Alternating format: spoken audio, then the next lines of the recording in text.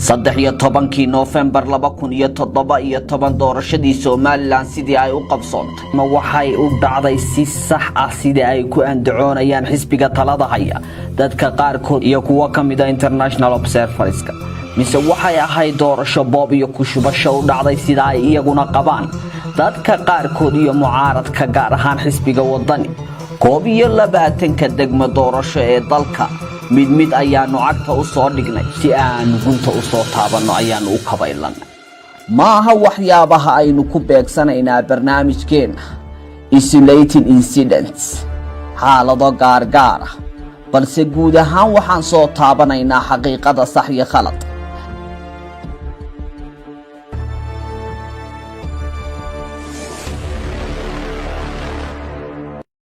ma dhaba inay jireen waraaqihii codbixinta qaarkood oo habeennimadii doorashada ka baxay gacanta komishanka gobolada oo laga codeeyay goobo fara badan sideese loogu codeeyay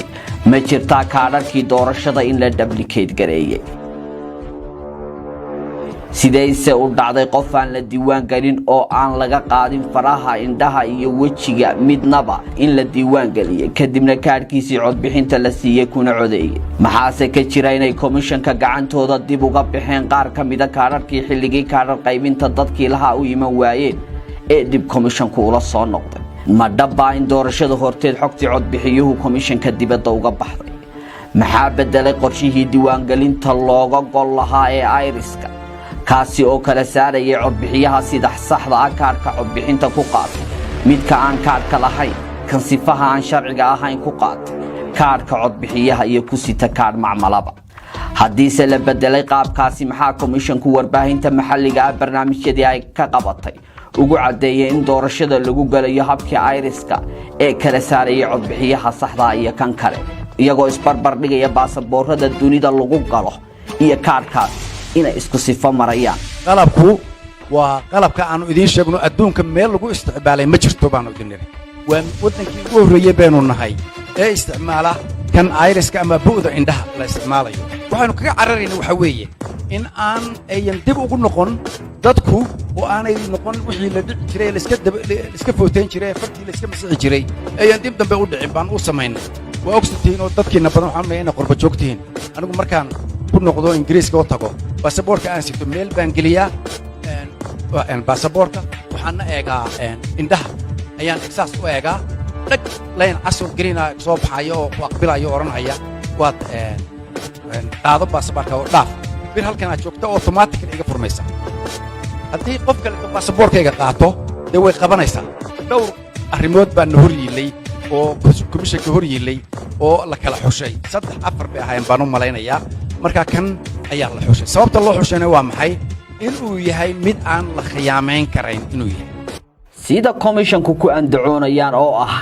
in dadka bu'da indhaha laga sawirayay oo doorashada lagu galay nidaamka diiwaangelinta iriska goobaha codbixintana qalab xaqiijineed yaaleen haddii ay sax tahay taasi sidee bay ku dhacday in adigoo jooga tusaale ahaan London ama dalka gudihiisa meel kamid ah isla markaasina aan bu'da indhaha iska daaya fartaada la sawirin in sawirkiiyo magacaaga ood ku dirtay WhatsApp ama email lagu sameeyo kaarkaagii codbixinta kadib aad ku codayso cadaymo marag u ah ayaanu adiin haynaa bismillaah aniga waxa igu dhacday maalmihii doorashada inaanan kaar qaadanin ama aanan jaanis u helin laakiin inaan komishineer oo ka tirsanaa qoladii komishanka ayaa waxa uu sheegay inuu kaarka ii samayn karayo aniga oon tegin goobta laga qaadanayo kaararka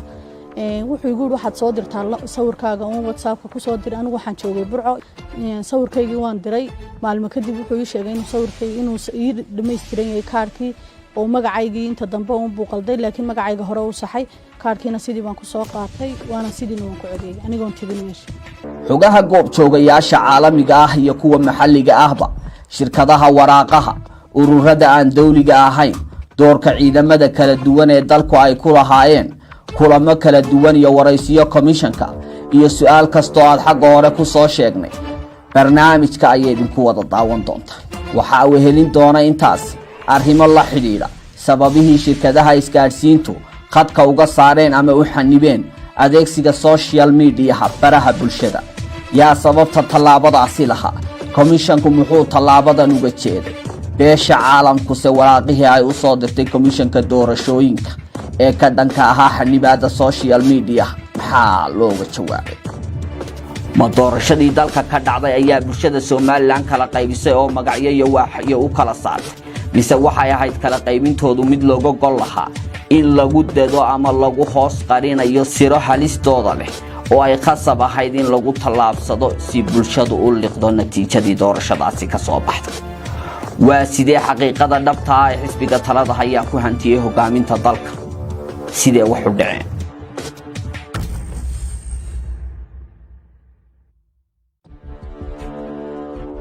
ahmiyadda koowaad ayaanu siinaynaa xaqiijinta waxa runtu tahay annagoo ka madax bannaanaysiinana inaanay marlebe barnaamijka baadigoobraad ku yeelan isdiidooyinka dhinacyada iyo aragtiyaha cid kastaaba gaarkeeda u aaminsan tahay cidda aan iyagu liqin natiijadaasi oo ah xisbiga wadani waxaa jira dhowaan qoraal dhowr iyo 10 beej ka kooban ay u gudbiyeen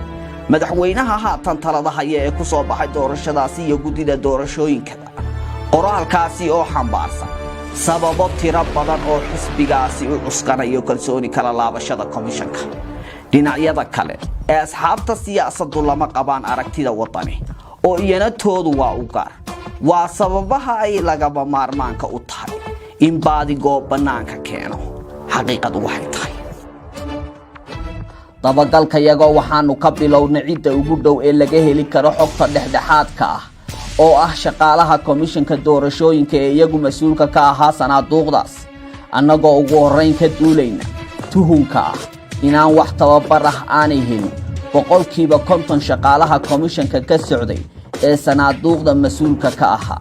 isla markaasina ay ku jiraan shaqaale dawladeed dad reer baadiye ah iyo dhalinyaro aan waxba baran kuwaasi oo haddii aynu si kale u sheegnano noqonaya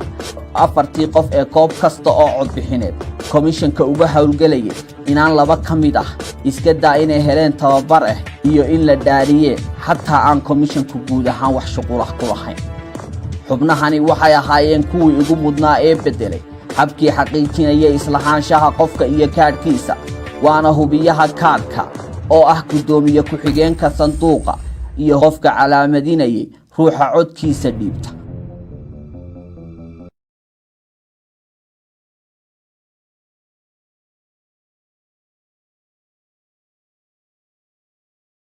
subaxii intaanay gaadhin ba habeennimadii annagoo bullaxaar joogna aniga guddoomiye waxaan isweydiinay inay 2 xubnood naga maqan yihiin markaas weydiinay 2 xubnood naga maqan yihiin komishinkii la hadal baan kuula garaac aan garaacna la hadalo 2 xubnood keeda ahaa 2 xubnood naga maqnaa waxay ahaayeen goob jooga xooyin calaamadiyaha iyo hubiye labadaas way naga maqnaayeen marka arkay labadaas inay naga maqan yihiin labadaas naga maqan labadii oo la helay mooyay shaqada u galnaa baan kuuri dadna komishinkii garaac baa kuuri markaan garaacnayna shaqadii la qabsada baan lagu yiri magaras subaxii shaqadii waa la bilaabay nimankan makhaayadooda tagnay ee magaalada deganaayeen wax ka iibsanay dukaamada ku haystay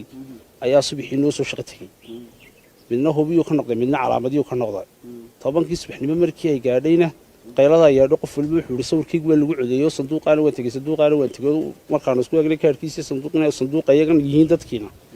magacoodiyo lagu codeeyay baan aragnaa magaras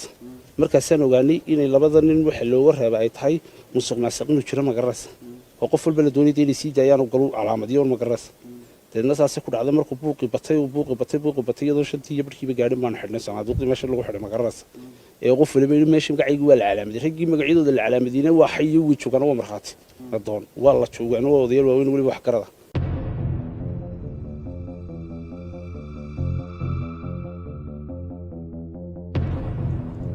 war la heliyaaba tale la heliye si ay bishu hortayada u timaado ayaanu u xadhka xidhanay bullaxaar dukaankii jaamac ayaanu tagnay waxaana loo sheegay inaanu ka heli karno xafiiska wasaaradda waxbarashada ee degmada bullaxaar jaadiriye kamida mas'uuliyiintii wasaaradda waxbarashada degmada bullaxaar dalka doorasho ka dhacday doorasho runtii xasaasiyad la ka dhacday bullaxaar seebay uga dhacday doorashadaas doorasho bismillaahir rahmaanir rahiim si fiican bay uga dhacday oo nabadgelyo dadkuna waqtiga uu ka maqnaa degmada wuxuu ku maqnaa oogada sidaa awgeed dadkii markaa kaadhaka qaatee codbixinta ka codeynaya halkan gawaadhaa lagu soo guray dadka markaa halkan bay ka codeeyeen si fiican bay uga dhacday waa gartay maxay tahay doorashada adigu waxaad ku sugnayd waqtigii doorashadu dhacdaysay gudaha Bulaxaar markii doorashadu dhacaysay waxaan ku sugnaa degmada Bulaxaar gaar ahaan iskuulka dugsigan dhexe Bulaxaar degmada waxaan ahaa gudoomiye ku-xigeenka sanduuqa goobta sanduuqa gudoomiye ku-xigeenkiisa baad ahayd adiga ma halka lagaaga daray imsa xubnood baad ahaydeen commission halkan baa lagaga daray aniga xubnuhu waxay kala haayeen aduu 3 qaybood bay kala haayeen aduu askarta mooyaane qayb markaa waxay ahayd hubiye waxa la yiraahdo hubiye waa gudoomiye ku-xigeenka kaarka hor u taagay oo qofku inuu kaarka meeshan goobtan ka codeeyay ayuu hubinayay sababta deetana labada qaybood kalena gudaha laba qaybood kalena way jireen kadib adigu waxaad adiga mooyaane hubiyaad ahayd adigu hubiya halka laga qaatay habeenkii halka liimaan lagu qaatay yaa lagu qaatay maan ka tagin degmada kama tagin kadib hubiya lagu qaatay hubiyo waa ninka kaarka eegaya adigu maadaama halka ku sugnayd wax tababar ma helin fursad lagu ma siin maan helin wax fursad tababar ma helin laakiin kaarka in goobta laga qaatay sawirka iyo inay isleeyihiin wajiga qofku iyo kaarku baan eegay waxa shaqaalaha commissionka gudoomiyihii sanduuqa watay ayaa ku qoray adiga may ka hor intaanay markaa iman sanduuqu meesha hadii jara tinkeeda cidhiidhiyo lama heli karo u badan tahay notification badan baa soo galay deetana waan ku celiyay deetana waxay guraan waa gobolka saaxil waxaad ku qoran tahay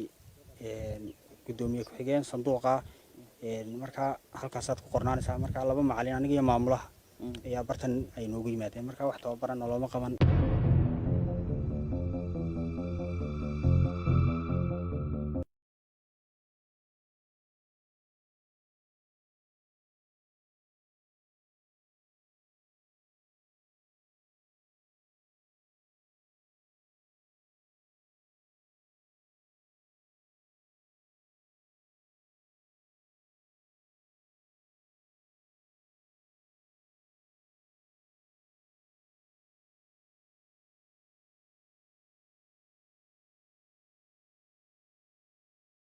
barnaamij ma shaqo galin saama lama shaqo galin waxaan tababarnay commission ka mamnuuc lughaye ayaanu iyana dib ugu noqonnay waxaanuna la kulannay qaybaha bulshada iyagoo nala wadaagay waayeelku qaabkii ay doorashada uga dhacday degmada waxay ka dareen celiyeen dhacdooyin ay ka mid tahay dad aan dalka u dhalan oo kaadhan aanay lahayn kaga codeeya degmada ku laba celin codbixineed saraakiil ciidan oo ka qayb noqday fududaynta qaababkaasi loo codeeyey saraakiishaasi oo ay sheegeen in doorashada kadib iyana la dallacsiiyey qaarkood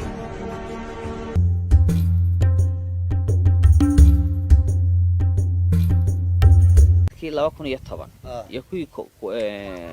2017 in lagaga wada codeeyo laga wada isticmaalo dareenkii nisada arkaysa adeer Cabdirasaaq waxaan qabaa anu fikirkaygu ana Cabdi Saciid xan waxaan qabaa wax horta dhacdooyinku way badan yihiin way jirtay taas good waxyaalaha imika yacro dadku majority ugu shaqeeyaba waa caylka jira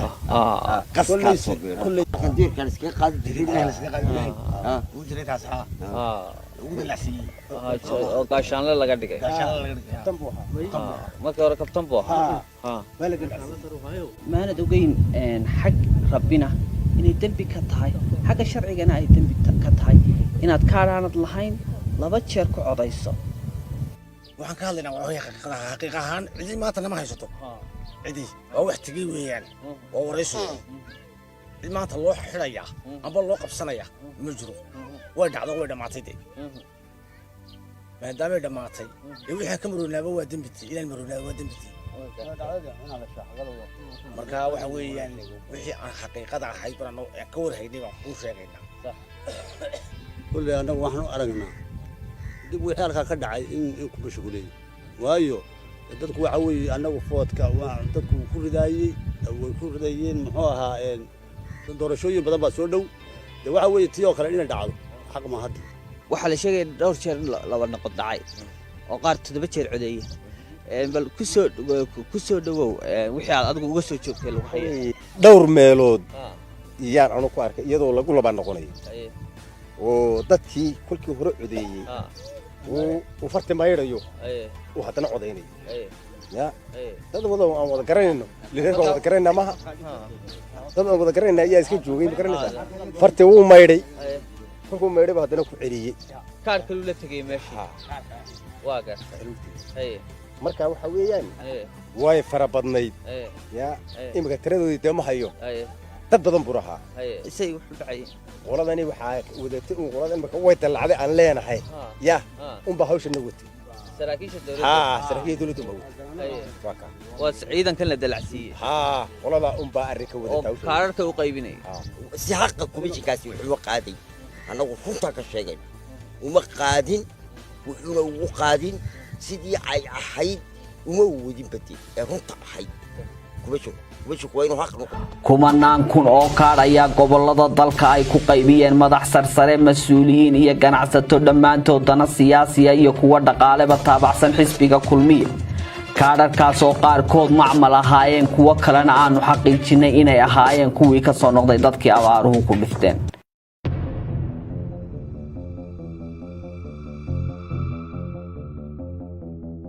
ujeedada biometriga loo sameeyaa ma aha oo kaliya in diiwaangelinta lagu sameeyo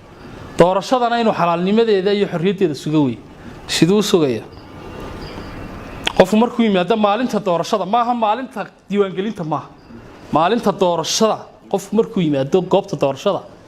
talaabooyinka koowaad ee la qaaday markuu kuyuga soo galo waxa weeye horta in la xaqiijiyo qofka kanu inuu yahay qof xaq u leh inuu codeeyo qofka kaarkan la inuu yahay kaarku sitaan inuu sax yahay oo intaynu wadaynay intaas marka qof markuu soo galo ama fartu saaraya meel ama isha kaarkana uu xaqiijinay bahalkaas inuu kaarkani macmal yahay oo dibad meelaha laga samaystay inuu ku sax yahay taas meesha way ka baxday waxaana dhacday 100 kun oo kaadhin ka badan oo fake ayaa wadanka laga codeeyay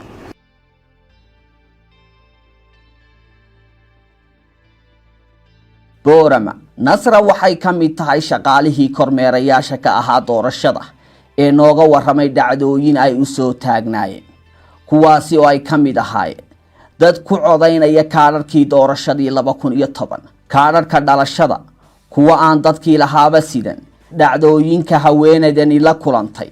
ayay iyada lafteedu tijaabisay si ay bal u xaqiijiso in waxa codka lagu dhiibanayaa yahay kaarkii codbixinta ee saxda ahaa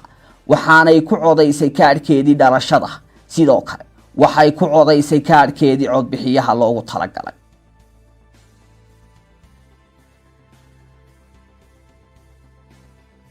dad badan oo imika anagu halkan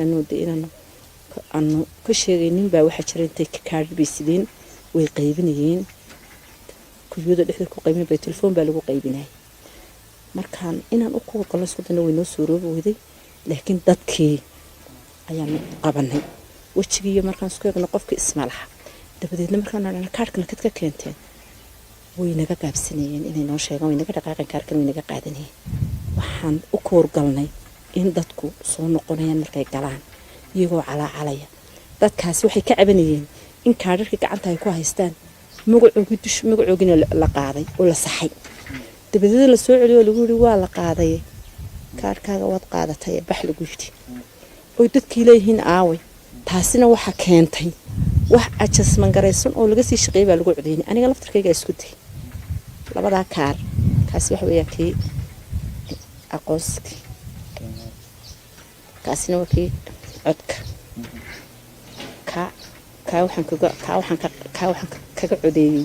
sheekhiis meesha la yiraahdo kaasina waxaan ka qaatay jegnay waxaan ka codeeyay Umar bin Khadaab ma ku codeeyay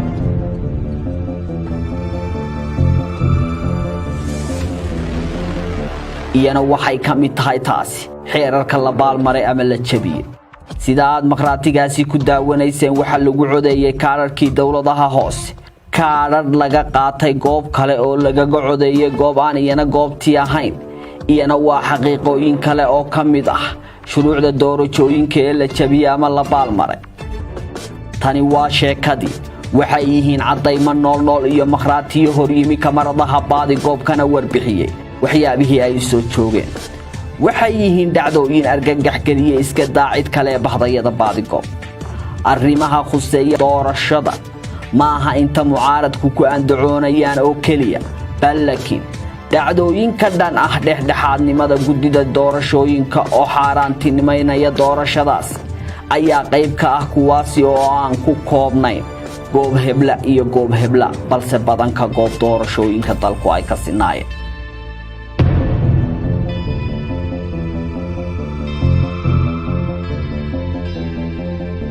kole goobtayda abaaro 10kii ilaa iyo 7dii markii la furay adigu rabashkeedu iska badnaa waxaa dhacday shaqaale kale oo xisbiga ka socday oo aan hayn dadka codaynaya ayaa iyana meesha aad ugu tiro badnaa oo ay dhikaadhisitay oo goobteeda joogay askarta ilaalinaysay goobta iyagu ma ahayn askar lasoo siiyey tababar cidda ay gudaa u sii daynayaan dee xaqa u leh inuu galo ama kaadhka uu ku galo eegaya inanka oday goobeedka ahaa ee meesha fadhiyey laftarkiisu gudoomiye ku-xigeenka ahaa dee waa nin degaankii ah oo xaafadii dee ka soo jeeda marka dee markuu qof soo dhaafayo dee inaadeerkii ama dee xisbigiisa ha ahaado dee astaantii halkan ay sulanta isagu ha ka istaajin maayo marka dee meeshii jam bay noqotay marka dee kormeerayaal fara badan oo xisbiga ka socda lasoo geliyey marka anigu dadkii aan nacam oo dee markaa حتى رجل سيروه هسوا هنشري بمشتوي عن راسكو دي أفضافنا ولي هنشبي تبي ولي جس هنشبي طاقة جدا بيسي ولي هنشبي لكن أنا واحد دق من دق وحن هذا شقالة قرن مرك وحن ماشي كمريت شقالة قرن بوها ما أنت هذا قرن كي جن شقيني أصلا شيء تدكي أنا شقيني هي تدكي ماشي دي سوق لي وهرت رونا هنتي أنك لقرن واعي qofkii hadeer aan u baadhi lahaa kaadhka dee waa in chance aan dee u hela sanduuqiina dee waan ilaashanaya haddii dee waraaq khaldan ku dhacdo dee ninka xidhan waani marka dee waxaan arkay inaanay suurto gelin meesha dee in codayn ka dhacdo khalkhal dee badan oo iman kara awgii kadib inantii ayaan ku weli dhawaad aragtaa waxaa meesha ka socda sidan haddii aynu dee kusii wadnona inaga xirmayno hadii waraaqda sanduuq dee wax waraaq khaldan ku dhacdo dabadeed inantii adigu waxaan isla afgaranay inta shaqadii aan ma horta shaqada hakino dabadeed shaqadii baan yara hakina askarta waxaan ku nicilnaha soo dayn shaqada waan yara hakinayna marka wixii alaabtii aan ku shaqaynaynay waa la yara murna marka alaabtii aan ku shaqaynay baan yara xiraysanay din sanduuqiiba way iga qarsoomay marka ana dee shirqool baan sirtay intaasoo dee sanduuq wax ku dhaca marka miiskan ku shaqaynay baan dhakada uga baxa bahalihii iyo codayntana intaan u dhiibay dee waraaqdii la jarayay lagu ridayay buuggii shaambadii inaan haysto dan sidaa markay dhacday inantii baan ku yiri komishinkii garaac xaaladdaas ay jirta ku dhe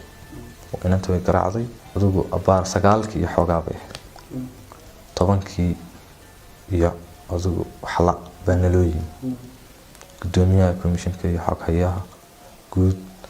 Cabdiqaadir Imaan Salame iyo Saciid Cali Muuse banalooyin oo wada 10 gaari oo aaraadiya goobtaydii waa la soo galay gudoomiyihii banalooyin maxaa dhacay buu yiri xaalta saasaa dhacday dabeedna wuxuu yiri maxaad ka cabanaysaa markaas aan ku inta hadda qof ee qolkan ku jirta aan shaqaalaha ahayn baltu sakaari koodade wali qof walba markuu takaarkiisii sidaa yiri laba islaamood ma aha oo codeynayay markaa wixii kale waxay noqdeen wakiilo ka socda xisbiga kulmi dibitaaniga laga saar wadani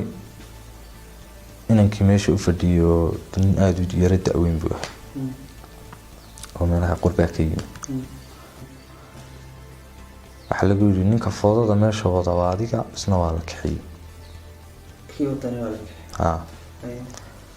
marka bal soo bedeli oo inan bal soo bedeli aad baar qadar yar ka bacad soo bedeli gudoomiye Cabdiqaadir Imaan saas iyadoo jirto saa loo shaqeynaya ayaa waxa la keenay inan la yiri waa shaqaalihii reserve-ka ahaa ee ka tirsanaa komishanka qaranka waxaa laga yidhi adigu iska fadhiiso inantanaa shaqaynaysa de waxaan ku yidhi anigu shaqada masaafada intaa leeg baan usoo jaro meeshan anaa ka mas-uula haddii aad aniga hadda igala wareegayso kaadhkii iyo shaqadii iyo wixiiba halkaa igala wareegay waan ka fadhiisanaya dan wuxuu igu yidhi waayahay haday sidaa tahay Saad Cali Muuse baa yidhi markaad baxbaxay iyo marmar ha kaa nasiiso inantu dan waxaan ku yidhi anigu booskaygaas waan ka shaqaynayaa haddii aad leedahay haddii aan ka shaqaynayo ay igu shiinaan waan ka shaqaynaya haddii kalena hadda igala wareegay dan adigu inantii halkii baa lagaga tegay dhacdooyinka kale dhacay ee la yaabka lahaa waxaa ka mid ahaa markii aan codadka tirinayay xisbigii halkii ama loo tigarayn lahaa musharax ama dee karooskii la saari lahaa baa waxaa dhacday in magaciisoo kale lagu qoray aniga tababarka CLD lagu sii siiyeyna labada calaamadood wax ka baxsan oo codadka xumaan ku jireen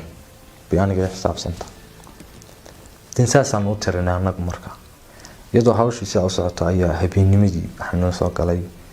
gudoomiyaha iyo xogayaha qaadir imaan Saad Cali Muuse wax liga tirinaysan sanadooda xilliga tirintu socotay inantii kulmiyaa dee meesha codadka doogu khasaaraha badan xisbigu doogu ku xisaabtamay inanta meeshuu joogtay ayaa tiri codad nooca iyo nooca baa jira dan gudoomiyaha Saad Cali Muuse ayaa markaa nala taagnaa gudoomiye mool uu ka hadlayo kadib ku taagnaa dabeed wuxuu yidhi codadka magacu ku qoran yahay qof musharax magaciisa lagu qoray maaha codad ansaxa waa codadka fayl garoobay bay ku jiraan dan uu naga baxay Saad Cali Muuse gudoomiyaha ayaa noo soo galay markaa dee sidii laba qof oo dibadda wax isku soo weydiiyey oo kale iyagoo ah bay nagu soo noqdeen dan waxay idhaahdeen Saad Cali gudoomiyaha yidhi haddii qofku intaa loogu talagalay xisbiga halkaasoo kale calankiisii baa yaala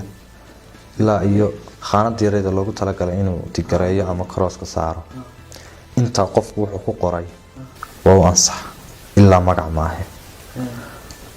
aniga sidee lagu sii siiyey trainingkana waxay ahayd halkaa yaree loogu talagalay meel aan ahay qofkii dee wax ku qora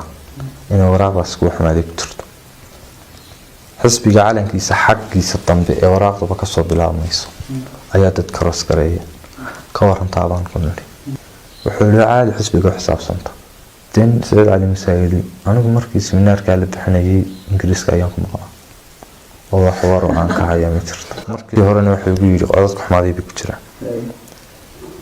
adigu wallahi codadkaasina haddaan qiyaaso ilaa iyo dhowr iyo 8 ka gaadhay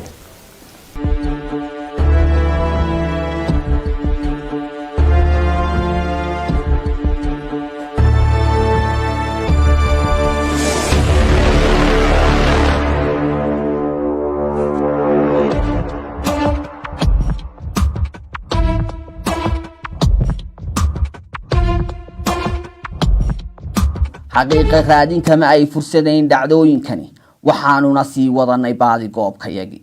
waxaa khasab noqotay inaanu gaadhno degmo doorashooyinkii dalka iyo inaanu wada baadi goobno intii aanu ka heli karno shaqaalihii komishanku dirsaday ee ahaa ardaydii jaamacadaha dalka gobolka Maroodi Jeex oo ahaa goobihii ugu darnaa ee ay ka dhacday boobka nidaamsan ayaanu ugu horeyn abaarnay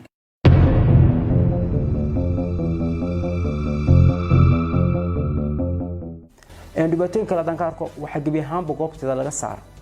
markay ahayd 8 subaxnimo ilinka laga hor istaagay ciidanka ka hor istaagay munaaqibka xisbiga wada markaan ku niro munaaqibka sharciga anaga u leenaan ku eegano edhikaarka wuxuu sitay edhikaar saxa waxaan inaan qurbo joogo edhikaarkiisa markaan waa sax soo daaya ciidanka ayaa hor istaagay oo yiri may mas'uul kaliya وصح markaad u sheegtay komishinkii guud arintaas maxay yiraahdeen komishinkii guud markaan arinta guud u sheegnay waxaan u dhaw rabshado wale sidoo kale Cabdirasaaq oo dhacdooyinka goobta ka dhacay ee ugu muhiimsanaa ee shacabku la yaabay waxa kamid ahayd goobtan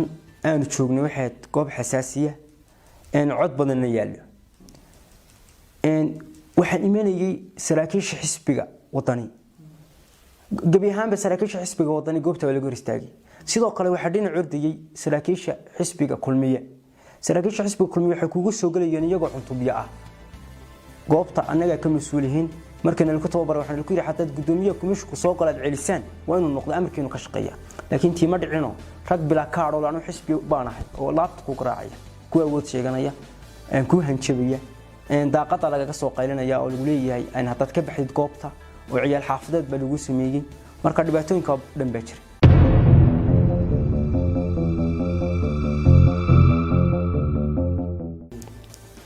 adigu sanduuqii waxaan wadnaba 12 soo gaadhay abaar 12 inta wixii ka dambeeyay waa dhibaato waliba bilaabantay gelinkii hore intii dadku codeynayeen caadi bahay gelinkii dambe waxa bilaabmay in dadkii saaka codeeyay iyagu kaarkoodii istanoo soo galaan number baan la siiyay 318 على الكوميشن كاتو waxaan kaga xidhmaan soo garaac on la hadlay waxaan hawshaas jirta dad maanta codeeyay ba hadir taagan كوميشن waxa dheen heshiiye dadka heshiiye saasad nagu soo tababarteen oo nagu soo dhaariseen oo waliba masaafada inta soo kiiloomitir baad leedihiin heshiiye hay heshiiye arinka hoos u dhigo dejiya waan ku dhigay dadkii baan soobsanay meesha wafdida kulmiye xoog bay u soo qulqulaysa wadani iyo ucid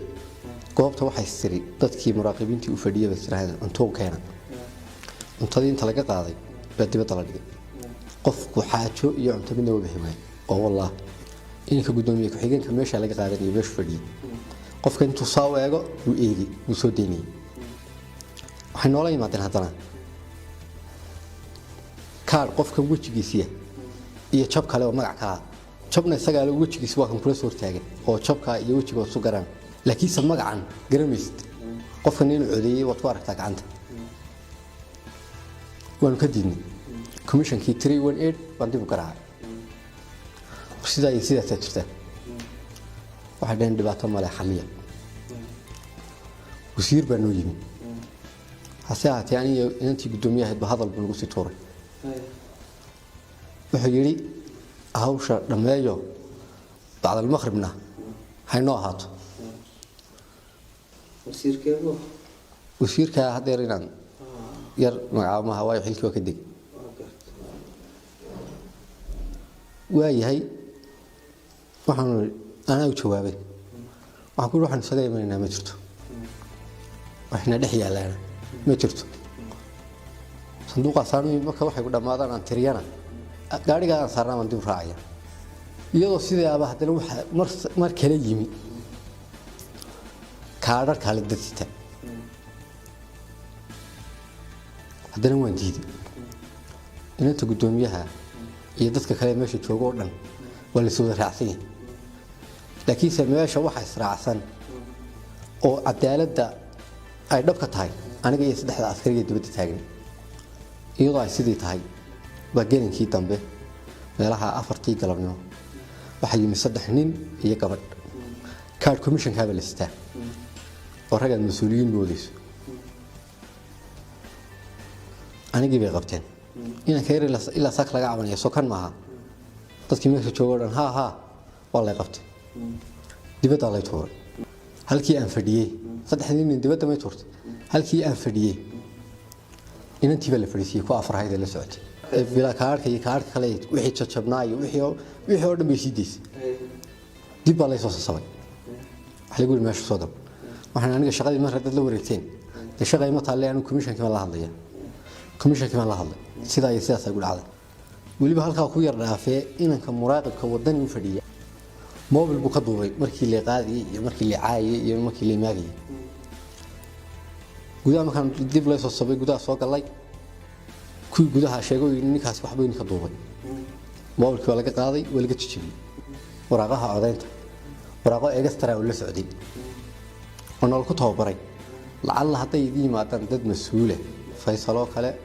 madaxweyne Muuse oo kale Cabdiraxmaan Ciro oo kale haday yimaadaan ay ku codeynayaan oo iyaga commission kan lagu soo daray kuwii waliba codeeyay intii gabadhu meesha fadhiday ay dadkan kalena saaraysay baa lagu codeeyey intaa markay dhacday tirintii baa bilaabantay waxaa xaq u leh inay tiri waxaa xaq u leh inuu warqadda ka soo saaro meesha guddoomiyaha wuxuu u dhiibayaa guddoomiye ku-xigeenka anigoo xog hayaa baa gacanta saddexaad lay dhiibaya guddoomiye ku-xigeenku saas uu furayaa muraaqibiinta uu saa ugu jeedinaya anaa lay dhiibayaa saddexdii xisbi kii lahaa baan teeli shiid ku qoraya warqaddii loogu soo talagalay iyadoo sidaa tahay waa haddana mar walba oo xisbiga wadani warqadiisa lagu codeeyay la soo saaro waxa la dhahaa waa faalid waa warqad xumaatay anigu waan diidanaa wax la waryaareen saddexda xisbi xaq baan meesha ugu fadhinaa cabashadii mar haddana commissionka ku celiyay oo markii shanaad maaragtaa waxa la yidhi heshiiyo arrinka dhammeeyo naga soo gabagabeeya shaqadiiba dhammaatay ee intana waxba isku culaysiinina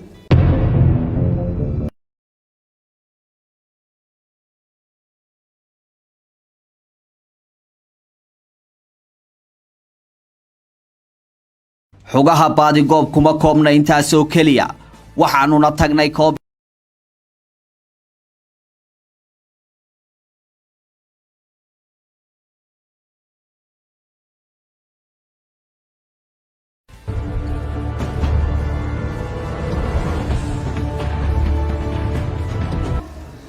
meesha wax badan waxaan ku arkay waxa buugaag baa naloo dhiibay misha laatana iyo min tobana iyo min shana aniga waxa la dhiibay gudoomiyaha ahaayo 12 buug oo misha laatana 12 buug oo misha laatana kaadho marka meesha la tagay waan aragtay mid kasta saddex waraaqood baa ka maqan waxa kale oo la dhiibay buug mishana oo shamira buuga mishanta waraaq baa ka maqan afar waraaqood bay ahaayeen markii codadka la kala tirsanay waxa uu tagay waraaqihii iga maqnaa oo sanduuq ugu jiray ugu tago shaambada soo kulmiyo codaysan oo kulmiyo calaamad ugu tagay waraaqihii aniga iga maqnaa doonayay صندوق ugu jira cid ku ridayna garan maayo dadka sanduuqa aad ugu tagteen natiijadii ku jireen kuwii la soo qoro way ku jireen natiijadii ku jireen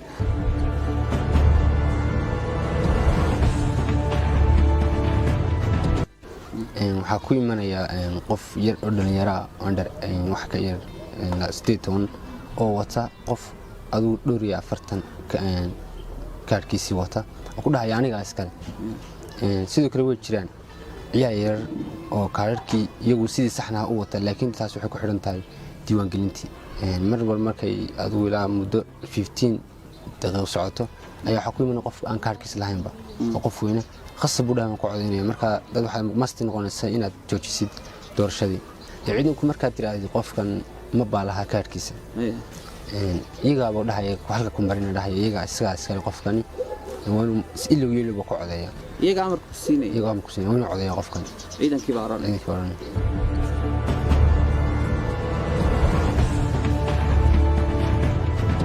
وقتها ولا هرتوا حاولوا أسكبر نعيم. أبو كل فرقين توقف بدلنا مش وحبوا هاي حسبي كلمي. ولو جدت كمركز مش هتكون شغالين لنا. جدت دي كان كل شيء حين.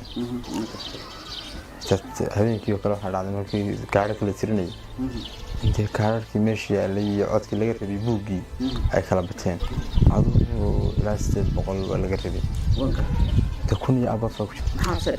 waxaa dhici kara marka qaar baa dadka marka warqadii qofku u dhiibtay aad u eegtid adoon soo saxaba adoon qof mid ama laba kala shay kuste markuu meesha ku ridayna de qof gacanta ma eegi kartid adoo de warqadii ku laaba ama labo ku sii laabaya kale taasoo kala aad qof kaga faysan kara laakiin marka hore de qof goobta ka shaqeynaya doomo ogolaan kartid inaad aad ku sii deysid warqadii bid keenay khasabtaas waa jirta walba saash markii cabasho ma qortay oo ma tiri sanduuqan waraaqada dibadda kaga yimi ma baan jarin 200 iyo xasaan kan kale 800 baan jaray cabashada commission ma gudbisay waa loo gudbiyaa inta waanu sheegnay waxba adoo marka laga ma qaban waa dhameeyna leeyahay cabashada leeyahay idina waxa laga ma wasqaadin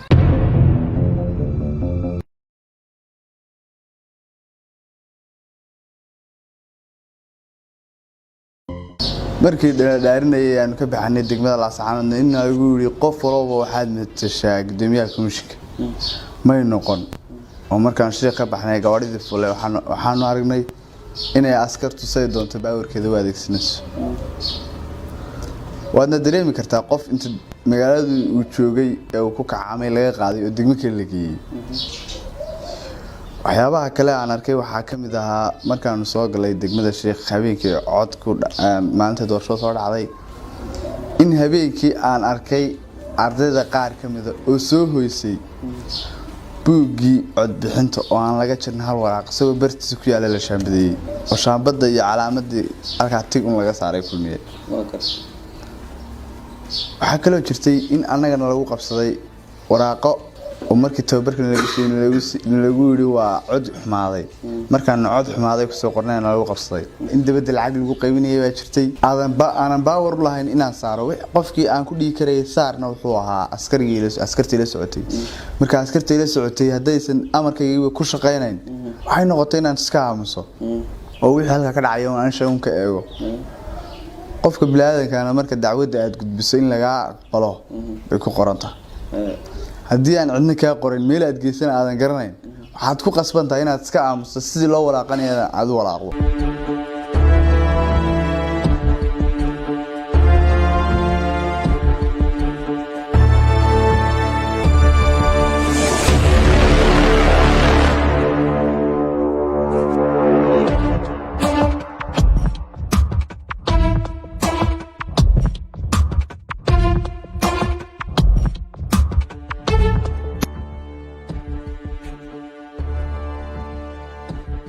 walow ciidamada kala duwan si ba'an uga qayb qaateen haddana waxa ka sii daran in goobaha qaarkood muraaqibiintii xisbiga wadani ay gacmahooda ula tageen ciidamada ilaalada madaxtooyada Soomaaliland kuwani waa qaar ka mid ah muraaqibiintii xisbigaasi oo si fool xun loo garaacayo lagana saarayo goobihii codbixinta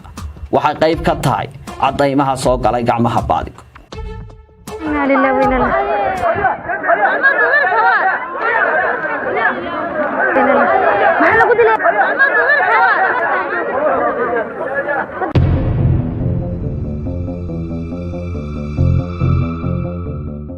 waxa soo galay Cabdulqaadir Iimaan inantii markaa meesha joogtay uu markiiba maxaa hayd uu abaaray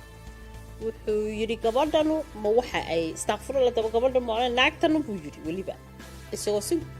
ugu dhiimaan ay garnaayeen maxaa hayd in ma maraaqiba mise maxaa hayd qof caadi waa maraaqib miyay ku tustay cadaynteedii haabay tiri oo kaarkeedii bana tustay yaa keenay waxay tiri gudoomiyihii baa keenay fadal buu la hadlay wuxuu fadal nin iga sareeya miyuu meesha jooga maya buu yiri haddaba gabadhan ha laga saaro Cabdullaahi fadal baan ku wari gudoomiyaha aan baabuur u yeedho haddaba wuxuu uma yeeran karay dibadda u baxo u yeedho waxaan ku wari dadkan dibadda jooga ee qaylinaya arkaysid uma bixi karaaye ammaankayga yaa sugaya wuxuu cidii ku keentay baa ku sugaysa dadna wala qaaday dibadda lay sida haweenada loola dhaqmay ayaa waxaa marag u ah in commissionku mas'uuliyiintiisa oo uu kow ka yahay gudoomiyaha commissionku ay u xusul duubnaayeen sidii ay cid kasta uga badsan lahaayeen ka qayb noqoshada boobka doorashada waxay aqbashay haweenadan in goobta dambi la'aan lagaga saaro balse waxa la yaab leh si ay nafteeda u badbaadiso waxay u irkatay jananka booliska Soomaaliland fada oo gudoomiyaha la socday inuu waajibkii xaqii muwaadinku lahaa kaliya gutaha joogtay tuqaan ayuu dibadda ugu saaray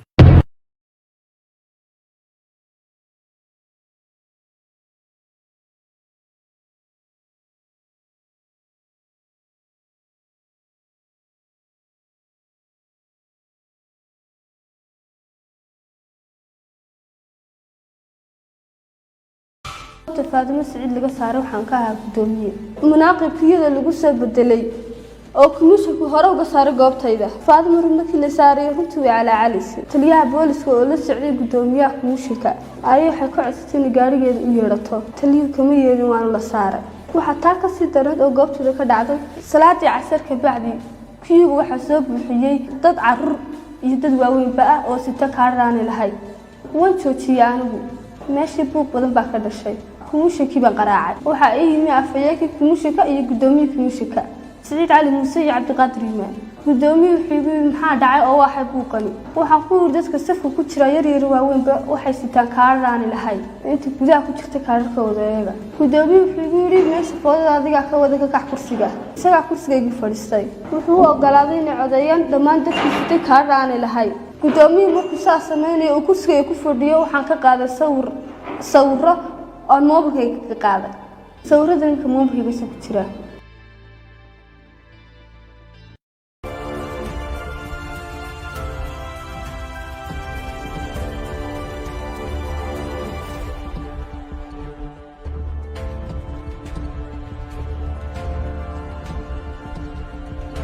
xadhig garaacis caga jugle iyo handadaadiba waxay ahaayeen ina daan weyne si kale haddii aynu u dhigno waxaaba sii dheeraa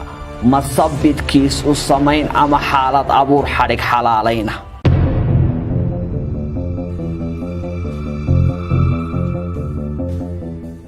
maadaama ka mid ahaa dadka xisbiga u qaabilsanaa kormeerka waxaan imid goob ka mid ah goobaha ku yaala xaafadda Shaboorame runtii markiiba waxaan arkay meelaha goob aad moodo inuu kulmiye ka shaqeynayo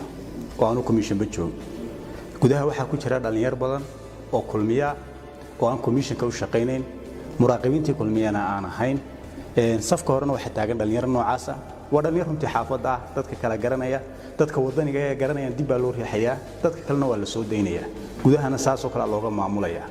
dadna meeshii waxaan isku dayay inaan askartii u sheego kula wardistaan sax maaha iyo qoladii commissionka waxaa cajiibka waxa kamid ah in lacagna lagu qaybinayay goobta waliba dadka la dhaarinay markaan askartii u sheegay dhowr jeer aan commissionka la hadlin kul waxaan insan sax maaha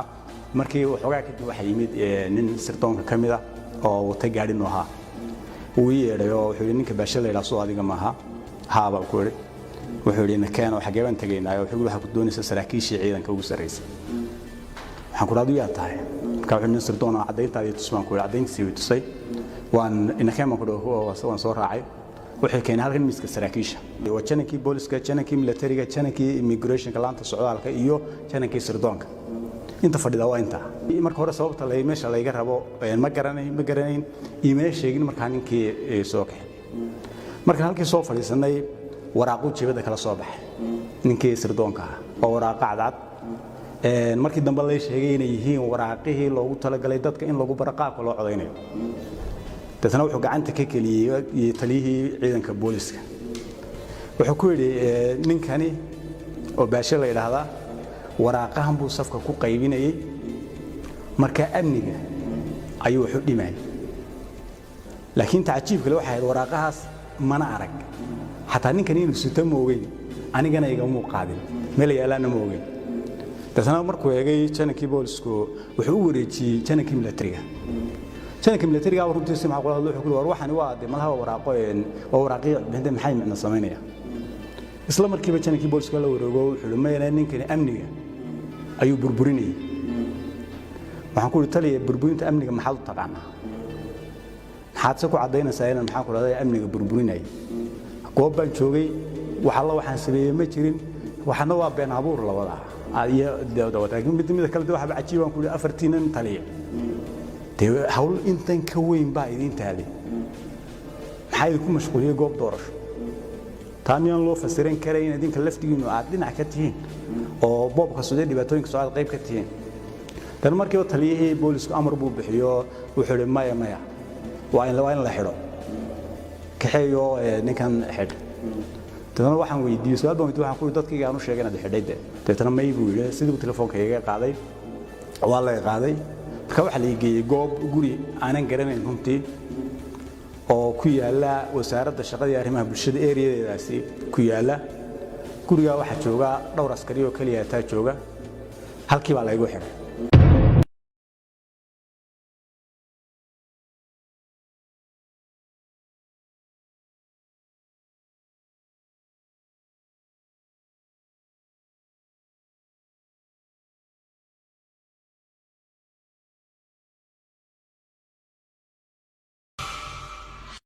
kolkaanu ogaanay intaasoo khaladaadii inay dalka ka dhaceen waxaanu raadinay komishankii iimayl ayaanu kaga dalbanay inay waraysiyana siiyaan kulamo ayaanu la yeelanay balse waxay nagu xidheen in su'aalaha la weydiin doono aanu u soo dirno qaar ka mid ah ayaanu u dirnay komishanku waxay nagu wargeliyeen inaanay ogolayn waxyaabo ku wajahan dharaartii doorashada inaanu wax ka weydiino waxaynala ballameen 15 maalmood kadib inay waraysina siin doonaan inaanu helo ayaa muhiim noo ahayd waanuna ka aqbalay codsigooda xeerarka galdaloolooyinka ku gadaaman ayaanu wax ka weydiinay oo qaarkood qirteen waxaanu kaloo weydiinay shaqaalaha ay dirsadeen inaanay tababar qabin qaarkood iyo inaanu baadhitaan ku samayn karno waxaanu kaloo weydiinay doorka ururada aan dawliga ahayn doorashadaasi ku lahaayeen iyo tirada guud ee goobaha ay gaadheen goobjoogayaasha caalamiga ah iyo kuwa maxalliga ah waxaa komishanku ka been sheegay tirada goobaha doorashada ee goobjoogayaasha maxalliga ah gaadheen iyo boqolkiiba inta kuwa caalamiga ah gaadheen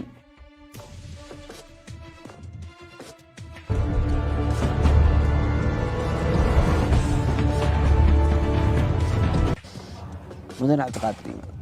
xeerba doorashada lagu galay xeerarka badankooda waxa wax ka bedel ku sameeyeen 20 maalmood doorashada ka hor qaarkood xeerarkaada wax ka bedel ku sameeyeen meedii ka muuqatay galdaloolooyin iyo ceebo ka iman kara dharaartii doorashada markaad eegto xeerarka aan kuu sheegay marka la soo qaado xeer number 20 oo kale xeerka 20aad galdaloolooyin fara badan baa ka muuqda iyadoo weliba annagu aanan xeer ahaan lahayn ee ahayd inay xeer dejintu iyadoo diyaariso doorashada ka horba waxaa kaloo caqabada ahaa dadkii isdiiwaan gelinayay la socotaa 2016 2017 abaare baahsan baa waddanka ka jiray dadkii isdiiwaan gelinayay waxay ku baqlaayeen badankoodu Itoobiya iyo meelo ka fog ama meesha maxalli Soomaaliya ama Puntland marka taasuna way caqabad bay nagu noqotay sidaan u gaari lahayn dadkii waqti badan way ka qaadatay wayahay ma la oran karaa doorasho xalaal ah maydaan qaban maadaama toddobadiina xubnood laba xubnood oo kaliya ay ka soo jeedaan asxaabta mucaaradka shanta xubnood ee kale oo mudan cabdiqaadir adigu aad ka mid tahay ay hal xisbi oo kulmiyaha ka soo wada jeedaan maya qof marmarsiiyo doonu baaban kara aan ka gudubno ma ay jirin wax xaqiijinaya qofka codeeyaha iyo kaarka uu sitaa inay isleeyihiin marka laga reebo gudoomiye ku xigeenka goobta oo qofkii kaarka eegay isla qofkaas iyo waliba qofka calaamadiyaha ah wax tababar ah ma ay helin sidoo kale cidi ma dhaarin taas maxaad ka leedahay message jirtaa tiraba waxaan bixinay 4 tababar iyo shaqaalaha siinay oo kala duwan oo ka ugu yareeyay 3 maalmood marka 12 maalmood tababar la siinay gobolada iyo ardayda shaqaalaha iyo kuwa koortiin ma noo sheegi kartaa ururada aan dawliga ahayn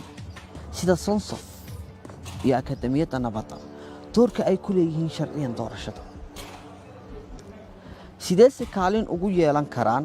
xalaaleynta doorashada iyo hufnaanteeda hay'adaha aan dawliga ahayn waxay ku leeyihiin kormeer waxay ku leeyihiin iyaguna transparency waxaan u sheegnaa waan tusnaa seminar kastoo qabanayno ama training kastoo qabanayno waan u yeernaa waxaan shaqadaas aan qabanaynaa ogaanay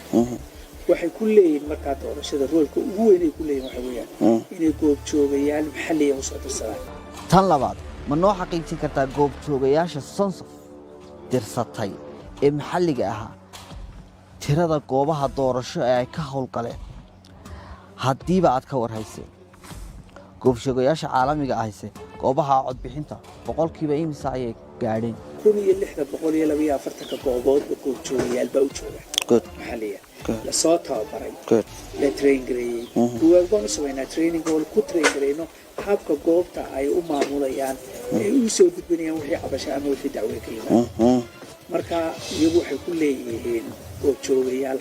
maxalliya waxa kaloo jira goobjoogayaal caalamiya oo sanadkan waxaa sanadkii ugu badnaayay goobjoogayaal caalamiya ay yimaadaan oo ay tageen 5% in ka badan goobihii codbixinta ay tageen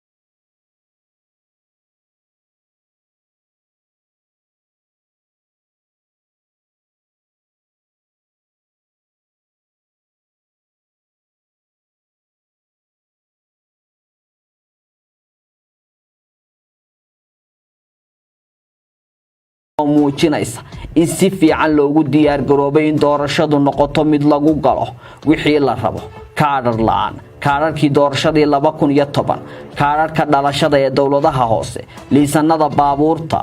khaladaadkaasi isbiirsaday ayaa ah kuwa meesha ka saaraya sheegashada odhanaysa inay commissionku qabteen doorasho xor iyo xalaala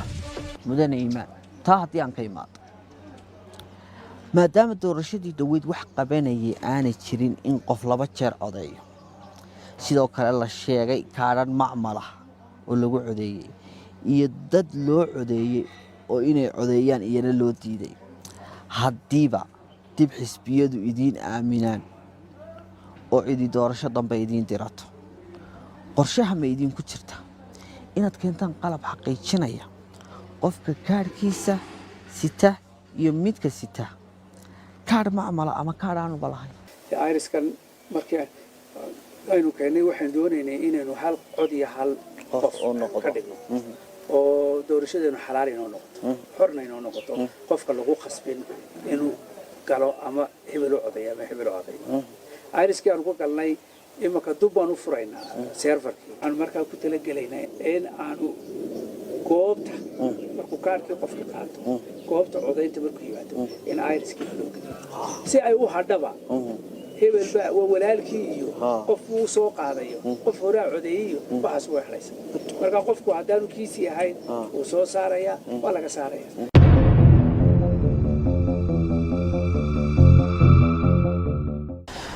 halka waxaa jirta in gacmaha loola tagay commissioneero ay gacmaha loola tageen muraaqibiin ka saareen taama maqasheen waxaa aniga isoo gaadhay goob ka mid ah halkaa xisbiga agtiisa in inan laga saaray goobta ma jirtaa innaba shaqaale aad dirsateen oon wax tababaragelin idiina shaqeeye weliba police stationska cabdirasaaqow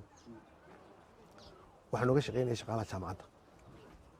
jaamacad walba waxaanu ka furnay tababar 4 isha arday aan tababarkaa qaadan oo aan kaarka ka qaadan goobamaan aan dirin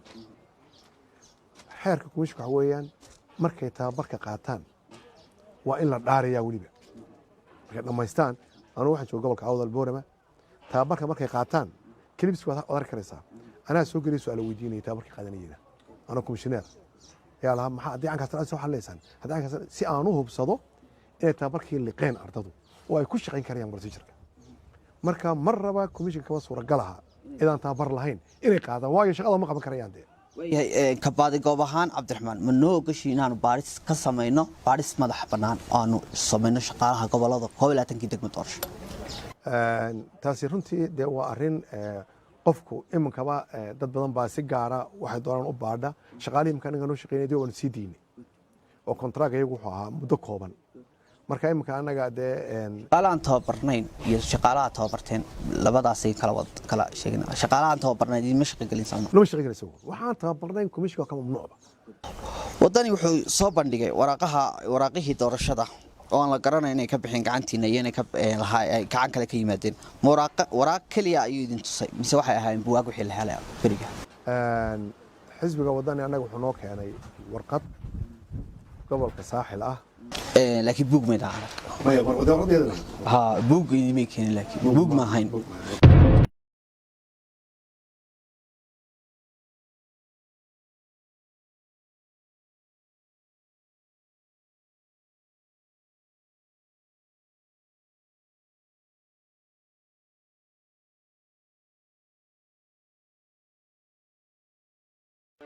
si aanu ugu dhowaano qaabka uu u dhacay boobka doorashadu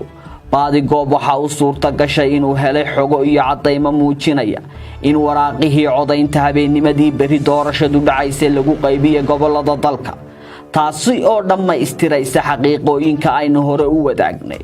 ee ahaa in kaadharkii doorashada loo qaybiyey dad aan kaadhar haysan iyo in kaadhar macmali ay waxyaabaha lagu codeeyey qayb ka yihiin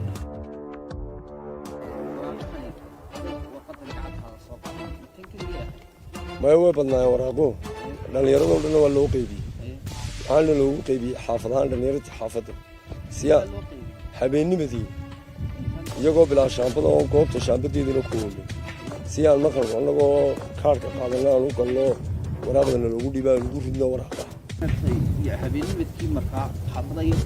habeennimeedkii xaafadaha u qaybinaya xusbiga kulmiye komishankaanay ka soo saaray waxaa xaqiiqa ah in gobollada dalka oo dhan lagu qaybiyey buwaagtii codbixinta mucaaradku hore waxay ugu andacoonayeen natiijada doorashada ka hor inay heleen waraaqo ka mid ah kuwii lagaga codeeyey gobolka saaxil waxaa caddaymaha baadigoob gacanta u soo galay qayb ka ah buwaag iyo waraaqo ka mid ah kuwii codbixinta oo habeennimadii doorashadu berri dhacaysay xisbiga talada ayaa ku qaybiyey gobollada dalka kani waa saaxil oo waa buug kanna waa buug iyo waraaqo aan iyaguna wax shaambadahba lahayn iyana sida siiriyal nambarkooda idinka muuqata waa buwaagtii hargeysa lagaga codaynayay kan kale waa buugisna sida aad ku arkaysaan siiriyal nambarkiisa wuxuu ka mid ahaa buwaagtii gobolka togdheer codka lagaga dhiibtay bismillaah buuggan waa buug ka mida buugaagtii komishanka doorashooyinku qaranku waxaana lagu qaybinayay habeenkii ay doorashadu berri oo kala dhacaysay deegaanno ka mida gobolka togdheer buuggan waa buug shaambadaysan oo kii komishanka doorashooyinka qaranka ah waa buuggaa shaambadaysan ee loogu talagalay qofku keliya markuu codaynayo oo warqadda codaynta loo geenayo in loo shaambadeeyo oo shaambadii oo halkan ku tala wada arki kartaan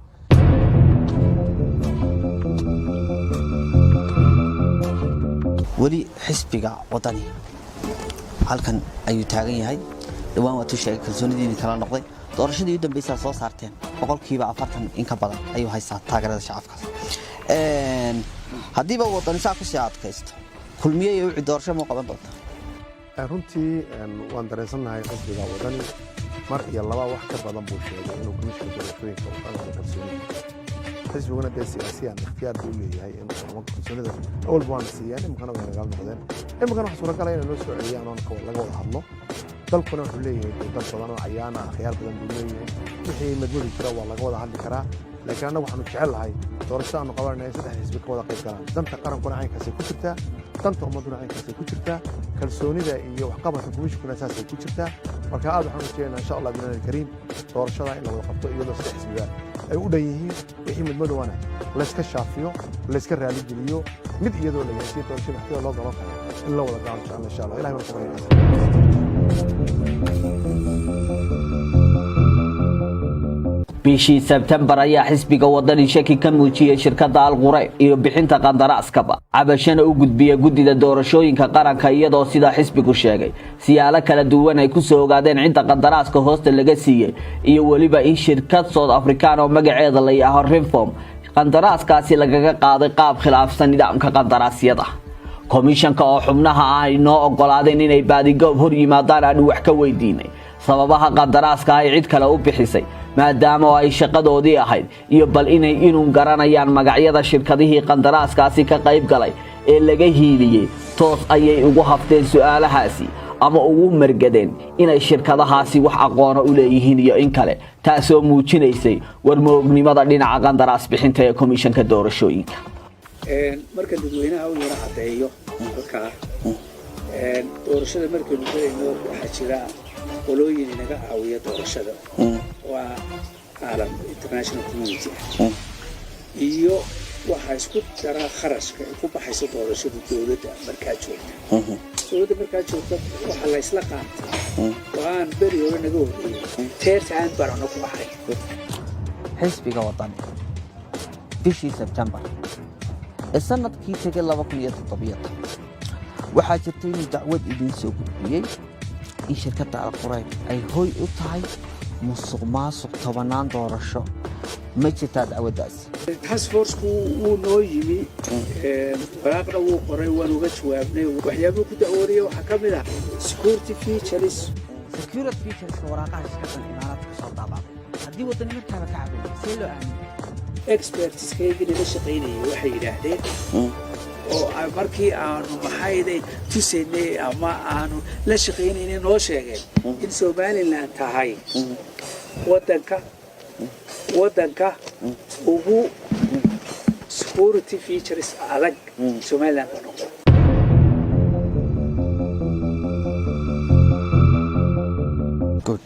yaa bixiyey qandaraaska waxa bixiyey qoladan donorska ama qoladan international donorska ee inaga caawiya doorashooyinka qaaran bixiyayaasha laakiin shirkadda waxaa la galay heshiiska creative good haddaan su-aal kale uga gudbo maxaa idinkuu bixin weydeen miyaanay ahayn shaqadiinni oo aad ka gaabiseen iyo mas-uuliyaddii aad u dhaarateen si aad u xaqiijisaan doorasho xor iyo xalaala oo dalka dhacda qaybtan waxay ka mid ahay qaybtii dibadda markaa international donorska bixiyey hay-adaasna u soo xil saareen ma noo sheegi kartaa inta shirkadooda qandaraaska u tirtamay haddiiba ay jiraan qaar aad magacyadooda haysa wallaahi dee way badan yihiin rag ficlan hadda ma wada xusuusan muhiimaddeedana waxay hadba cidda ku guulaysataa ayaan xoogga saarayn waa tuma alqurayr alqurayrse ma leedahay sumado lagu aamino looguna dirsado inay soo daabacdo waraaqaha baalood baybariska ee doorashooyinka lagu galo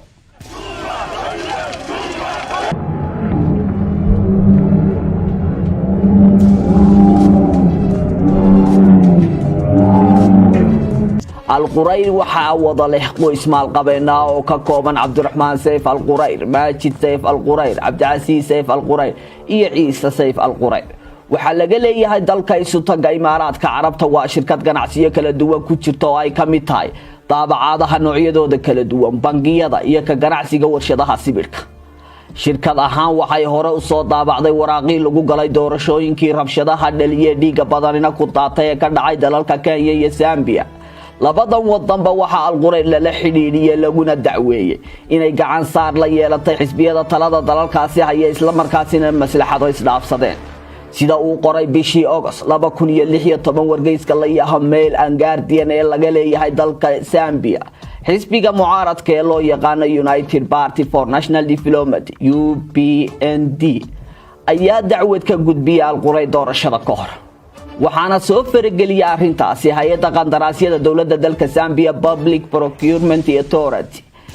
waxaana la cancel gareeyay qandaraaskaasi oo dib loo xayeysiiyay Kenya ayaa iyana Al-Qurayr doorashadii 2017 qandaraas xaglin loogu hadoodilay ku heshay waraaqaha doorashadaas waxa iyana ka dhacday wadi iyo waxyeello xoogan taasoo waraaqaha Al-Qurayr u geysteen doorashadii dalka Kenya iska inay noo soo daabacday inay xataa ka mid noqoto tartamayaasha ama cidii tartanka heshay ay qandaraas ku siisamayeen ceeb weyn ba ka dhacay ma garanayno waraaqahaas kalsooni kuma naaqabin gudoomiyaha waa noo sheegnay maxaa talaabuna weydiiyay dee waxaan ku nidhi qaadac doorashada 45 way kaarsi Allahumma ballaqtu sida waxa ay badiga doonayso ma balaan bi keena buli waxaan ugu gudoomiyay bi ma laha waraaqaha dubina waa inagii adogeed maslaxadeed halkii ka istaagnay haday tahay saldhiga iyo haday tahay dekada ya maalintii dhaweeyay la furayay dekada Berberana Suldaan waa muxuu ahaa agaasimaha DBWL waxa la socday Ciise Al-Qurayr iyo baashaha Imaaraadka nooga safiirka iyo murashaxiintii la tartamaysa marka sideeba wadankii aynu hor istaagnay maslaxadiisa iyo saldhigiisa shirkad kamidii noogu soo daawada waraaqaha sideeba qandaraas loo siiyaa shirkadaynu ognahay dhibaatada markaa Kenya iyo wadamo kale Afrikaan ka geysatay siday qandaraaska ugu soo birtay halkan gudoomiyaha komishanka dadka u cadeeyay Al-Qurayr waxaanu la kala xiriirinay una anaku waxa u tagay creative oo shirkad international Mareykan ay ahayd iyada xiriirka doo sameeynayay marka maanu noomayma waxa ogeydeen in dawladda Imaaraadku mudane commissioner sida xaqiiqda ay la jirtay dhinac dabcan iyadoo khilaafka Berbera dabada ku haysa lana og yahay inay waqti fara badan gelisay sidii ay u maalgelinayd xukuumiye iyo xataa xukuumadii maxay tahay waqtiga joogtaan ilaahdee waxaad kala weydeen commissioner ahaan inay shirkad Imaaraatiya waraaqaha daabacdo inay cadaaladiina dhaawici karto wixii siyaasad ah ee ama xisbiyo col ah ama xisbiyo isjecel ama xukuumad dibadda cid kala xiriirta wax anaga noo yaalay oo aanu ku soo darsanay qiimaynteeda may ahayn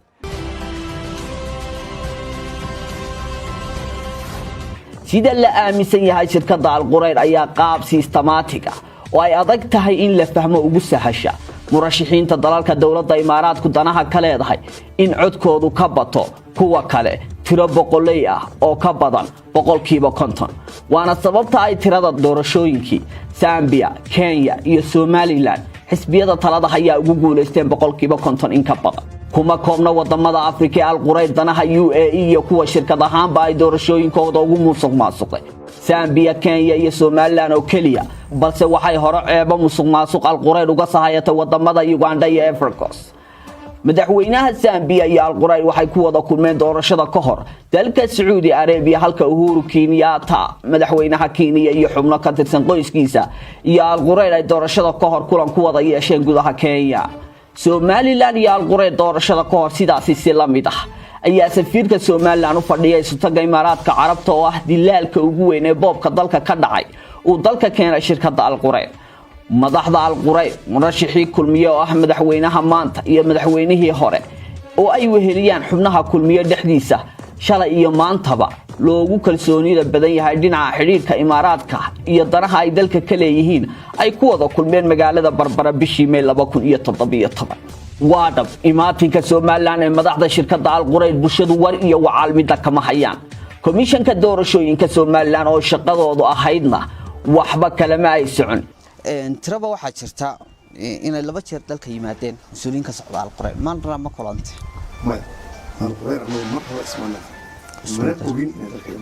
imaatinka Al-Qurayd gudida doorashooyinka Somaliland waxa aanay gabi ahaanba sharax waafiya sidoo kale ka bixin karayn sababta loo doortay shirkad Imaaraati ah iyadoo la ogsoon yahay in dawladda Imaaraadku si toos ah gacanta ugu jirtay siyaasadda dalka si weyn u ilaashanaysay danaheeda dhaqaale iyo military la xiriira saldhigga iyo dekedda Berbera taasi oo xisbiga wadani si weyn uga soo horjeestay arrinta saldhigga sidoo kalena kulmiye iyo wadani ay ku muransanayeen si weyn heshiiska saxda ah ee dekedda Berbera oo aan ilaa maanta xisbiga mucaaradka ee wadani taageersanayn qarinta heshiiskaasi waxaana hore loo toonsanaa in Imaaraadku ilaashiga danihiisa darteed lacago malaayiin dollar ah kaga qayb qaatay taageerada xisbiga kulmiye xilligii ololaha Imaaraadku baac xooga ayuu ku lahaa doorashadii hadda ina dhaaftay 2017 dawladaha sida xooga u taageeray xisbiga kulmiye ee lacagta ku bixiyay waayo kulmiye goob walba lacag buu la taagnaa safku lacagta la taagnaa lacagtu safka la taagnaa waa reer Somaliland way yaqaanaan reer Somaliland maaha dad meelaha kale ku kala nool xukuumadda dhaqaalaheeda miisaaniyadda xukuumaddana waa la yaqaanaa ma shantii cisho ugu dambeysay 10 milyan buu isticmaalay kulmiye xaqu ka keen midda kale markii ay ayaamihii doorashadu ay dhici doonto doorashadu waxay dhacday 13kii dalka waxa soo gaaray ayaamihii ay doorashadu dhici doonto 5 cisho 4 cisho ka hor qolo wafdiyo Imaaraadka ka timi oo ninka safiirka ah ee Imaaraadku uu la socday isagana lacagta siday goobtan joogay khadadkeed waxa kamid ahaa in dadkii ku jiray safka inta safka laga kaxeeyo oo meel gaar ah la geeyo la soo siiyo lacag goobtii dadkii maamulkii degmadu kulmiyoodan dadka lacag bay siinayeen way ku siinayeen macal dadkii oo laga ku jira ay ku siinayeen dadkii baa gacanta qasab lagu soo gelinayay noolanayo kulmiyo code faragelinta qaawan ee komishanku u geystay doorashadaasi ka bixida dhexdhexaadnimadii ay u dhaarteen siiba xubnaha komishanka kuwooda ugu sareeya kasako sirta adinka qarsoon ee ay tahay inaad ogaataan ayaa ah sababta shirkadda Al-Qurayd kulmiye ugu boobtay doorashadaasi oo ah in doorashada ka hor ay ku hawlanayd shirkadaasi sidii loogu gacan gelin lahaa una maalgashan lahaayeen warshada sibirka ee Berbera taasi oo aan oran karno hadiiba ay u hirgasho waxay noqon doontaa abaalmarintii ugu weyneed ee shirkadda Al-Qurayd ku macaashto isdaba marinta doorashooyinka Afrika arrintan ayaa iyada lafteedu u baahan baaritaan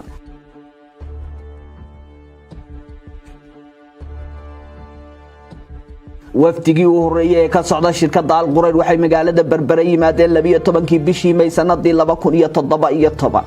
kuwaasi oo weheliyay ama la socday madaxa shirkadda DB World Sultan bin Sulaiman iyo ganacsato kale oo Carbeed waxaana imaatinkooda oo uu horkacayay safiirka Somaliland ee UAE Baashawil lagu soo beegay xafladii wareejinta dekedda Berbera tirada ergadaasi reer Imaaraat ee madaxda Al-Qurayd kamid ahayd sida adiin muuqata waxa lagu baahiyay warbaahinta afafka qalaad ee online-ka gaar ahaan kuwa lagu difaaca danaha Imaaraadka sida iyana muuqaalkan aad ka aragtaan tirada maalqabeennada reer Imaaraad oo uu ku jiro maalqabeenka shirkadaasi waxa afkiisa ka cadeynaya madaxa shirkadda DB World oo xafladaasi ka dhex sheegay So there are 4 businessmen with us. Of course, I must also thank His Excellency Mr. Mohammed Sheikh Suwaidi, the Director General of Abu Dhabi Development Fund. Also, there are 4 big businessmen with us today from big prominent families. One of them is Mr. Isa Al-Gurer, where they are involved in banking, in food distribution. They are major investor in Jabal Ali. كسكو كقيب قال كحفلة داس مدحتوية مقالة بربراية كلن كوة قاتين مدحوينها هاتن تلاد حيا مدحوينه هوري مسؤولين تي حكومة دي هوري قار كاميرا مدحنا دي بيويل إيو مسؤول كسعودي شركة الغرير أو عيسى سيف الغرير كلن كاسي كدب وحا سفر دالك إمارات ككوتغي مدحوينه كحيجين كالسومالي لاني وقت قاسي مانتنا عبد الرحمن إسماعيل سيلعي iyo xubno kale oo ka tirsan xisbiga kulmiye waxa isna waftigaasi ka daba tagay xilligaasi murashixii xisbiga kulmiye madaxweynaha haatan Muuse Biixi Cabdi hal bil kadib safarkaasi waxa dib loo furay tandarkii shirkadaha waraaqaha ee xidhmay bishii January sanadka 2017 iyadoo bishii July ee dib loo furay isla sanadkaasi si toos ah loo siiyay shirkadda Al-Qurayr intaasi kuma ay koobneen waxa haddana taasi ku xigtay in xeerarkii doorashooyinka wax ka bedel lagu sameeyay lana joojiyay qorshihii ahaa in la mideeyo xeerarka 27 xeerarka wax ka bedelka lagu sameeyay ama qodobada lagu daray waxa kamid ah in bishii September meesha laga saaro qorshihii diiwaangelinta ayriska looga gol lahaa kaasi oo ahaa in goob codbixineed oo kasta ay yaalaan qalabka qof iyo kaarkiisa ay soo xaqiijinaya waxaana halkaasi lagu bedelay 2 qof gudoomiye ku xigeenka goobta codbixineed iyo calaamadiyaha labadaasi xubnood oo sida aanu hore u soo sheegnay idinkuna maqraatiyadooda baadhitaanka baadi goob ku wada daawanayseen aan midkoodna tababar gelin komishankuna ay dafirsan yihiin taasoo qayb ka noqonaysa sida komishanku bilow iyo dhamaadba qaybta uga yahay waxa dalka ka dhacay waxa ayana komishanku cayriyay madaxii shaqaalaha ka howlgelayay goobaha codbixinta madaxwaaxeedyadii kaydka xogaha iyo kaararkii soo noqday ee diiwaangelinta kuwaasi oo lagu bedelay dad dana gaar ah laga leeyahay ama hawlaha socdo loo arkayay inay markaasi fududeeyayaal ka noqon karaan doorashada kadib ayaa madaxweynaha haatan talada haya ee doorashada caynkaasi oo ku soo baxay waxa uu safarkiisa ku tagay wadanka Isutaga Imaaraadka Carabta oo kula kulmay madaxa ugu sareeya shirkadda Al-Qurayr Maajid Sayf Al-Qurayr taasi oo loo badinayo in kulankaasi madaxweyne Biixi raad ku leeyahay ballanqaadyo doorashada ka hor loo qaaday maalqabeennada reer Al-Qurayr waxa xusid mudan in sababta loo aasaasay shirkaddii soo shaac baxday doorashada kadib ee Somaliland Investment inay tahay weelka kaliya ee lagu qarinayo ama sahlaya xalaasiga heshiisyo kala duwan kuwaasi oo weli dibadda u soo bixin doorashada ka hor mas'uulka ka socday shirkadda Al-Qurayr Ciise Al-Qurayr waxa uu booqday warshada sibirka ee Berbera Al-Qurayr waxay maamushaa warshadaha sibirka dalka Isutaga Imaaraadka Carabta waxay kaloo maamushaa warshadaha sibirka soo saara ee dalka Cumaan waxaana tuhunku ku gadaamaya in Al-Qurayr halka ay u dhimatay u socotaa tahay warshada sibirka ee magaalada Berbera taasoo weli soo ifbixin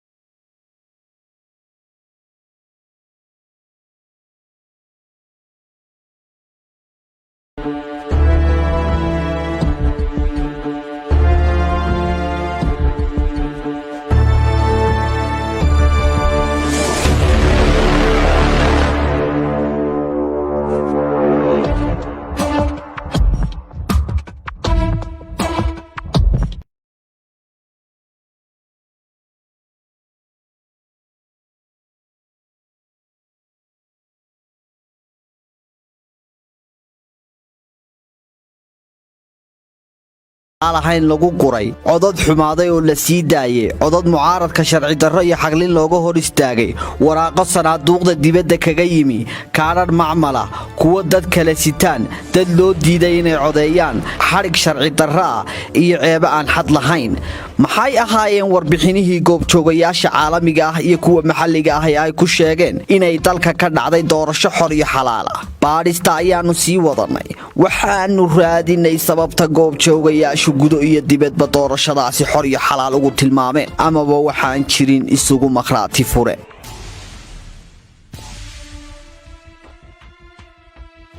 madmadowga iyo tuhunka dul saaran doorashada waxaa sii xoojinaya xidhiidhka dhow ee ka dhexeeya maamulka goobjoogayaasha caalamiga ahaa iyo shakhsiyaad ka tirsan xisbiga iyo dowladda kulmi. Michael Wells waa madaxa ergadii goobjoogayaasha caalamiga ahayd ee doorashadii madaxtooyada. goobjooge ahaan waa xal lama huraan ah inuu tuhun oo dhan ka sarreeyo, dhexdhexaadnimadiisana weynaan shaki gelin. nasiib darro taasi may dhicin. waxaa iyana xusideeda mudan safiirka Somaliland ee UK ayaan maxamuud iyo saygeeda jaamac muuse jaamac oo labadooduba taabacsan xisbiga kulmiye iyo madaxa goobjoogayaasha Michael Wells inay wada leeyihiin mulkiyadda ururka kayd ee Somali Week Festival maamula, sidoo kalena wada maamulaan barnaamijka amaba mashaariicda xarunta dhaqanka iyo Hargeysa Book Fair. warqadan diiwaangelinta shirkadda ee dalka Ingiriisku waxa ay muujinaysaa in Michael Wells iyo ayaan maxamuud ay wada aasaaseen shirkadda kayd ee dhaqanka iyo farshaxanka Soomaalida. ayaan maxamuud waa safiirka Somaliland ee Ingiriiska u fadhiya xukuumadihii u kala dambeeyay talada dalka. ilaa 2007 waxa ay ka wada shaqeynayeen Somali Week Festival, waxayna ka mid yihiin labadooda wasiir Sacad Cali Shire iyo shakhsiyaad kaleba aasaasayaasha ururka Somaliland Focus ee goobjoogayaasha doorashadan qaabilsanaa. xidhiidhka dhow iyo shuraakanimada 10 sano ka badan ayaa caddayn u ah isla jaanqaadaneed oo majaxaabinaya madax bannaanida iyo dhexdhexaadnimada Michael Wells ee horjoogaha ergada goobjoogayaasha caalamiga ah. intaasi oo hagardaamo oo jirta, Michael Wells wuxuu soo saaray go'aano uu shakhsiyaad ka soo jeeda Somaliland dhalasho ahaanna haysta dhalashada Ingiriiska kaga mamnuucayo goobjoogayaasha caalamiga inay ka mid noqdaan. dad hore loo shaqaalaysiiyey oo ka mid ahaa goobjoogayaasha caalamiga ayaa fiisayaashii gooray dalbadeen oo tigidhada soo goosteen la ogeysiiyey inaanay ka mid noqon doonin goobjoogayaasha. Michael Wells wuxuu arrintan ku fasiray in komishanka doorashooyinku soo farageliyeen kana reebeen dadkaasi.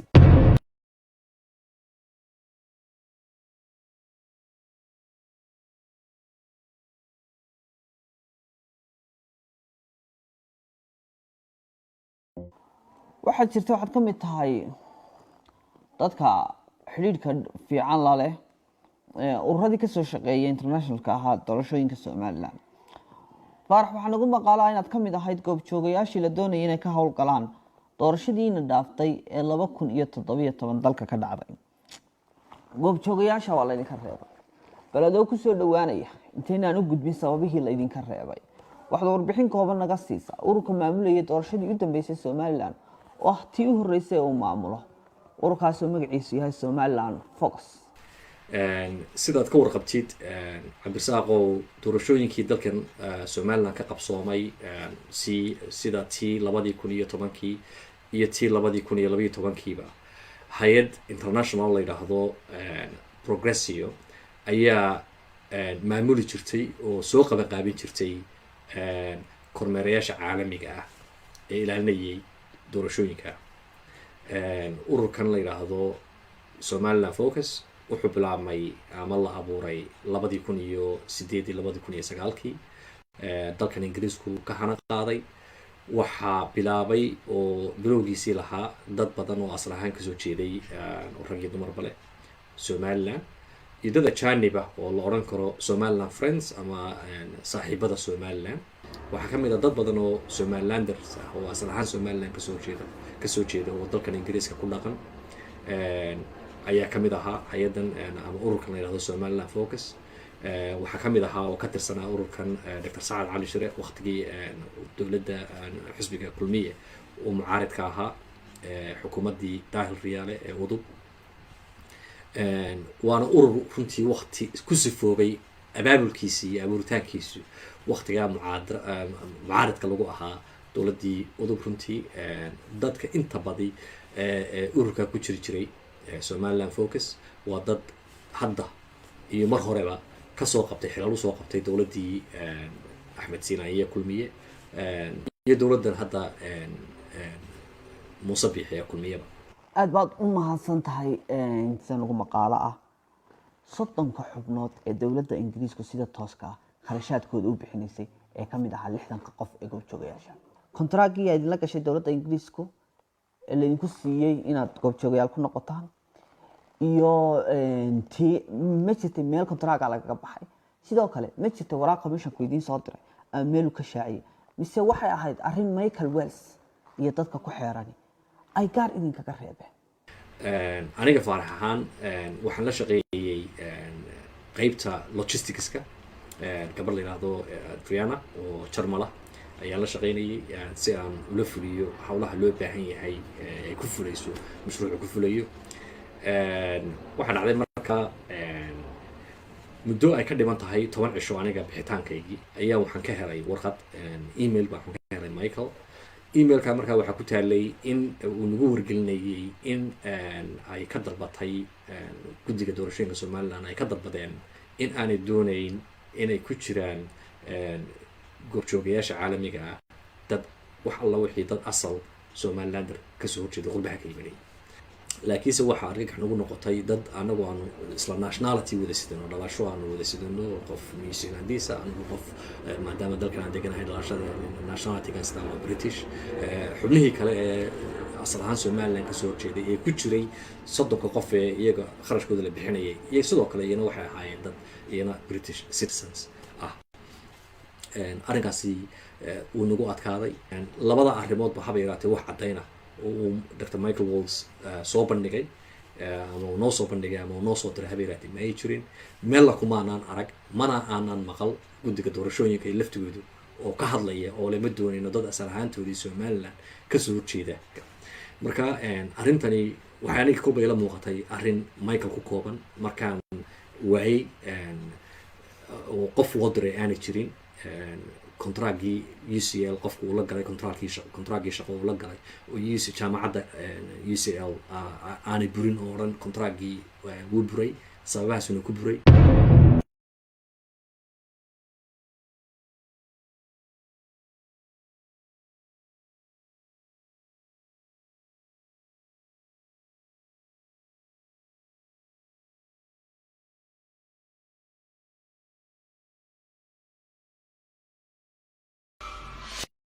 taasi beddelkeeda Michael Wells kolkuu Hargeysa yimi wuxuu goobjoogayaasha ku soo darsaday waliba xubnihii ugu sareeyay dad kale oo reer Somaliland kuwaas oo taabacsan xisbiga kulmiye uu kana mid yahay Problem Maxamed oo isagu xisbiga kulmiye dacaayadihiisa ololaha iyo xafladaha kamid ahaa dadkii u qaabilsanaa inay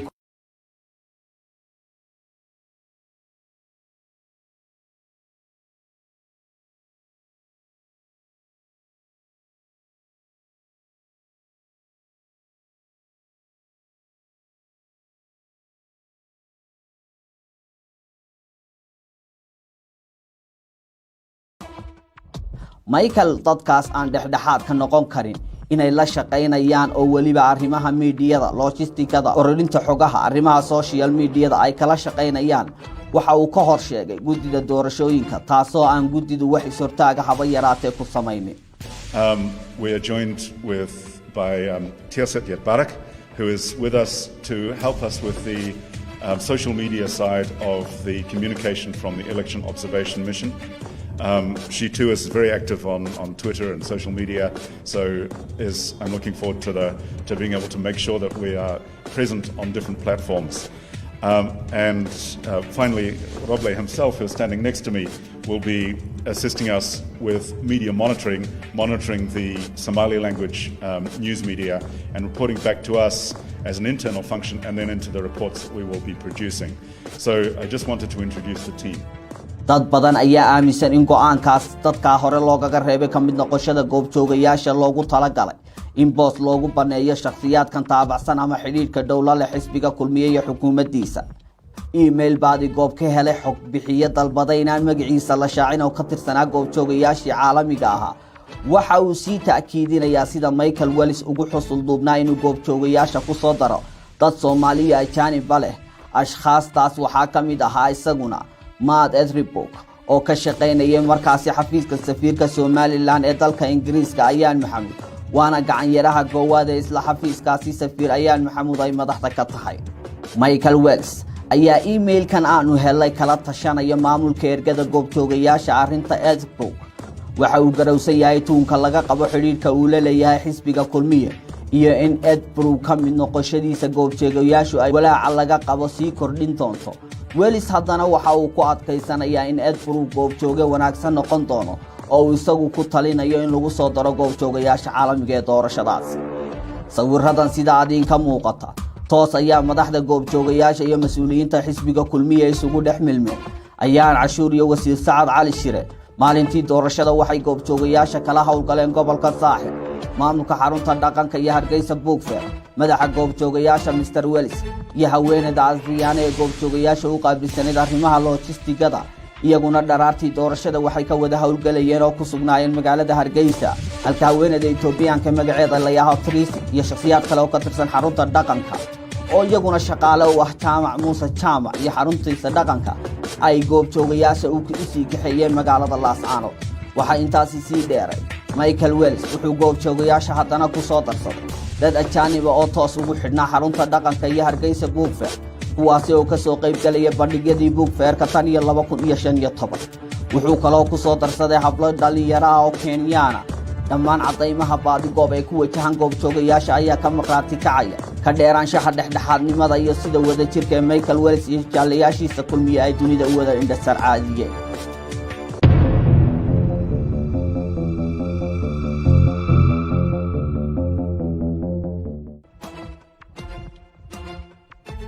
kaalinta aan la dafiri karin waxa musuqa magac dilay doorashadaasi ku lahaa dalada ururada aan dawliga ahayn Sonsof waxa madax ka ah wiil uu adeer u yahay murashixii doorashadaasi u tartamaya xisbiga kulmiye Muuse Biixi Cabdi. waxa kaloo dalada Sonsof hoggaankeeda sare qayb ka ah koox kulmiye oo door weyn ka qaatay horumarinta iyo dhismaha xisbiga kulmiye. waxay sidoo kale daladaasi ku fashilmeen doorashadii golaha fulinta ee dhexdooda oo ahayd inay qabsadaan sanadii 2015 taasoo su'aal gelinaysa xalaalnimadooda. waxaa dadafeeyay oo si adag dhexdhexaadnimadooda u naqdiyay xisbiga wadani doorashada ka hor kalena noqday kalsoonidii. haddii aynu xusno waxa marag madoona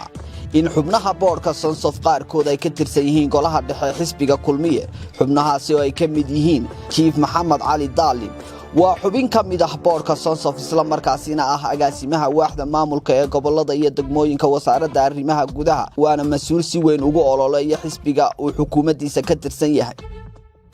Axmed Xaashi Oday waa mas'uul sare oo ka mid ah boardka Sonsof waana xubin ka mid ah golaha dhexe ee xisbiga kulmiye isla markaasina wuxuu ku jiraa komishanka xirfadlayaasha ee caafimaadka. hore wuxuu ahaa wasiirkii boosaha iyo isgaarsiinta ee xukuumaddii kulmiye Axmed Siilaani. mar kale sida aan Sonsof dhexdhexaad loogu nisbayn karin waxay gabi ahaanba baalmareen sida ku cad qodobada la raacayo terms of reference kuwaasi oo sabab u ahaa inay ku guulaysato mashruucii goobjoogayaasha gudaha. qodobadaasi oo ay ka mid ahaayeen inay sameeyaan dad si gaar ah uga shaqeeya arrinta goobjoogayaasha maxalliga ah task force kuwaasi oo aan ka yarayn 15 urur. waxay sheegeen in 15kaasi 6 ka mid ay ka soo jeedi doonaan xisbiyada qaranka isla markaasina 15 xubnood soo xuli doonaan dhammaanba goobjoogayaasha maxalliga. xisbiyada mucaaradka oo aan wax ka weydiinay arrintaasi waxay noo xaqiijiyeen in aanay ogeyn goob lagu soo xilay ergada iyo wax lagu xushay toona. annagu de Sonsof waxba uma naan diranayn doorashadan inaga lama shaqeynaynin halkan ka taaganina de kama taagnayn. waxa intaasi ka sii daran inaanay jirin mar kaliya oo ay shireen oo isweydiiyeen sida hawsha loo galayo. kasakoo xubnaha xisbiyada ee 6 ah ururada qaybta ka ahaa oo aanu magacyadooda wada hayno ayaa qaar ka mid ah inoo cadeeyeen in aanay wax doora ku lahayn soo xulistii goobjoogayaasha maxalliga ah oo dhammaa 620 qof. baaritaanka baadigoob waxaanu soo taabanay in inta badan goobjoogayaasha Sonsof ay keenayeen odayaasha deegaanka iyo dad macrifad ama garasho loo doorbiday iyagoo kaarka goob ku galka ee qofku xidhanaya lagu sii ridayay agabka doorashada ee komishanka doorashooyinka iyaga iyo waliba labada xubnood ee gudoomiye ku-xigeenka komishanka ee goobta codbixinta iyo waliba calaamadiyaha taasoo ka dhigaysa inay Sonsof goobjoogayaasheedu ahaayeen qaar aan intooda badan la tababarin ama aan fahamsanayn mas'uuliyadda goobjooganimo. Sonsofna ka been sheegtay taasi. tuulo iyo degmooyinka badankooda goobjoogayaasha Sonsof ku magacaaban waxaa laga qaadanayay isla tuulada ama degmada goobaha qaarkood goobjoogayaasha maxalliga ah ee Sonsaf ku magacaaban heerka ay gaarsiisan aqoonta iyo sawirka ay shaqada goobjooganimo ka haysteen waxa ay gayeysiisay in sidii muraaqib xisbi ay shaqaalaha komishanka ee goobta kula murmaan codadka xisbiga kulmiye ee xumaada. caqabadii ugu horeysay ee ugu la yaabka badan ugu cajiibsaneed waxay ahayd goobjoogihii maxalliga ahaa Sonsaf u fadhiyay goobta inuu kula murmayay dadka kula murmayay goobta joogay codkaasi ma xumaan kulmiye ha loogu tiriyo codadkiisa tirada ha loogu daro uu kula murmayay oo dhowr jeer hataa goobta dhexdeeda isqabsi ka dhacay waayo isagoo xaq u lahayn gudoomiyahana waa loo sheegay xabashada warqadda xabashada waa lagu qoray oo waan u deedo komishanka way ka cabanayeen asxaabtu waxaan ku qornaa sanduuqa 78-1 bon 1 ayaan ku qornaa gudoomiye goobeed baan ahaa qofka hubiya ah oo khadeeya inta badan ahaa iyo gudoomiye ku-xigeenkana wax laga qaadanayay deegaanka wax kale oo isaguna noo yimi in Sonsaf ka socdo oo isaguna deegaanka laga qaatay oo yidhi nin deegaanka baan ahaa degmada bon ninkaasuna nala joogo Sonsafa marka dee saddexdaa qof tuulada laga qaadanayay Sonsaf waxay emailkan oo aan helay u dirtay ururadii ay magaca iyo fadligooda ku qaadatay kharashka mashruuca goobjoogayaasha maxalliga emailkan waxa Sonsaf ku wargelinaysaa in maalinta doorashada ay yimaadaan xubnahaasi xaruntooda halkaasi oo Sonsaf sheegtay inay ku diyaarisay shaashado waaweyn oo saacad loogala soconayo xogaha goobjoogayaashu ka soo dirayaan goobaha codbixinta ee gobolada oo dhan qaar kamid ah xubnihii ururada emailkan loo diray oo aanu la kulanay waxay noo sheegeen inay subaxaasi tageen xarunta Sonsaf taasoo aan wax ka socday oo shaqo ah jirin marka laga reebo bay yiraahdeen laba hablood oo dhalinyaro ah oo barta YouTube-ka wax ku daawanayo Sonsaf ballankaasina waa ka muuqatay Sonsaf kaliya ma ay ku kicin inay si iyo cadaalad darro ku jirto uga warbixiyeen xaaladihii jiray balse sida baaritaanku muujinayo waxay ku tunteen dhaqankii wanaagsanaa Sonsaf oo aanu dhowr jeer isku daynay inay baadigoob hor yimaadaan lana xidhiidhnay si aanu u weydiino doorkii ay doorashada ku lahaayeen iyo khaladaadka ay galeen ee loo tirinayo email ayaan u dirnay taleefannana waa kula xidhiidhnay wax jawaabase kamaanu helin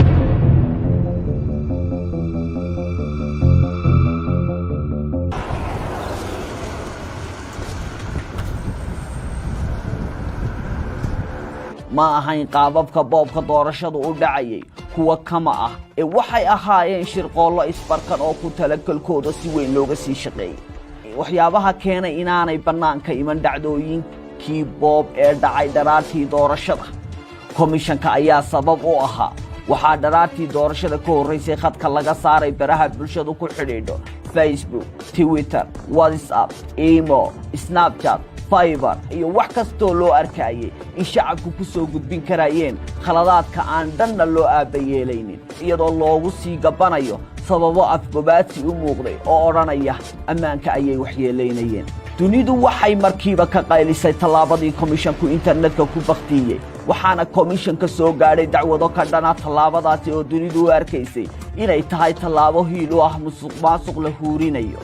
kama ay jawaabayn komishanku waxaa lagula soo hadlayay taleefanka dhegsa jalaquma ay siinayn way isqirsan yihiin in aanu aragnay wax la yiraahdo social media inuu ku hayo weerar culus doorashadii iyo komishankii iyo dadkii isdiiwaan gelinayay waxay nagu kaliftay markaa inaanu xidhno qolada CBJ waana la soo xiriireen waanu sharaxnay waxaan ku nidhi anagu danteedaan eeganaynaa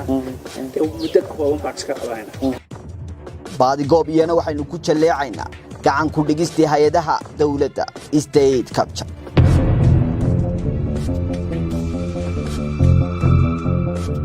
kasoo musuqa doorashada waxa xisbiga kulmiye iyo xukuumadii markaasi talada haysay u adeegsadeen laamaha dawladda ciidamada sirdoonka booliska militariga garsoorka iyo ururada aan dawliga ahaynba sidii doorashadaasi boobkeeda loo xalaaleyn lahaa taasi oo aynu ku macnayn karno waxa afka qalaad loogu yeedho state capture doorashada ka hor waxa xisbiga kulmiye ee talada haya uu bedelay jarankii ciidanka inkastoo uu hayb ahaan ku dhawaa murashaxa madaxweyne Muuse Biixi Cabdi haddana wuxuu ahaa shakhsi loo arkayay inuu dhexdhexaad noqon karo sababo badan awgood waxa iyana la bedelay saraakiisha kala taliyihii howlaha ciidamada booliska gaashaanle sare Ducaale iyo jalankii howlgelinta ciidamada qaranka sareeya guuto dabagale kuwaasi oo iyagana ka sokow hayb wadaaga murashixii xisbiga wadani haddana iyagana loo arkayay inay sida jaranaal shaqalle oo kale dhexdhexaad ka noqon karayeen doorashadii dalka ka dhacday intaasi bedelkooda waxaa timi in si toos ah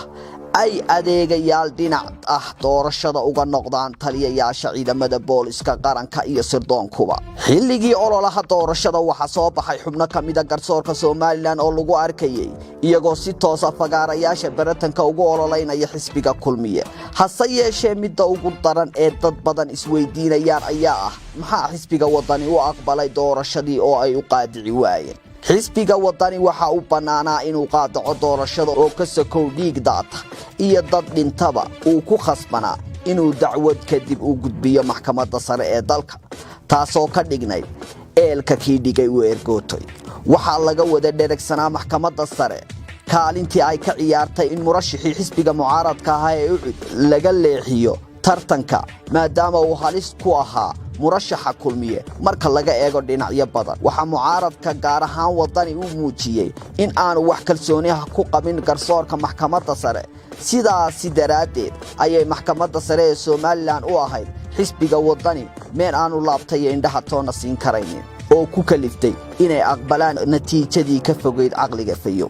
waxaana mucaaradku hayay xogo xasaasi ah oo ah in gudoomiyaha maxkamadda sare garyaqaan aadan xaaji cali guure iyo galab carrowba uu xubno badan si shakhsi ah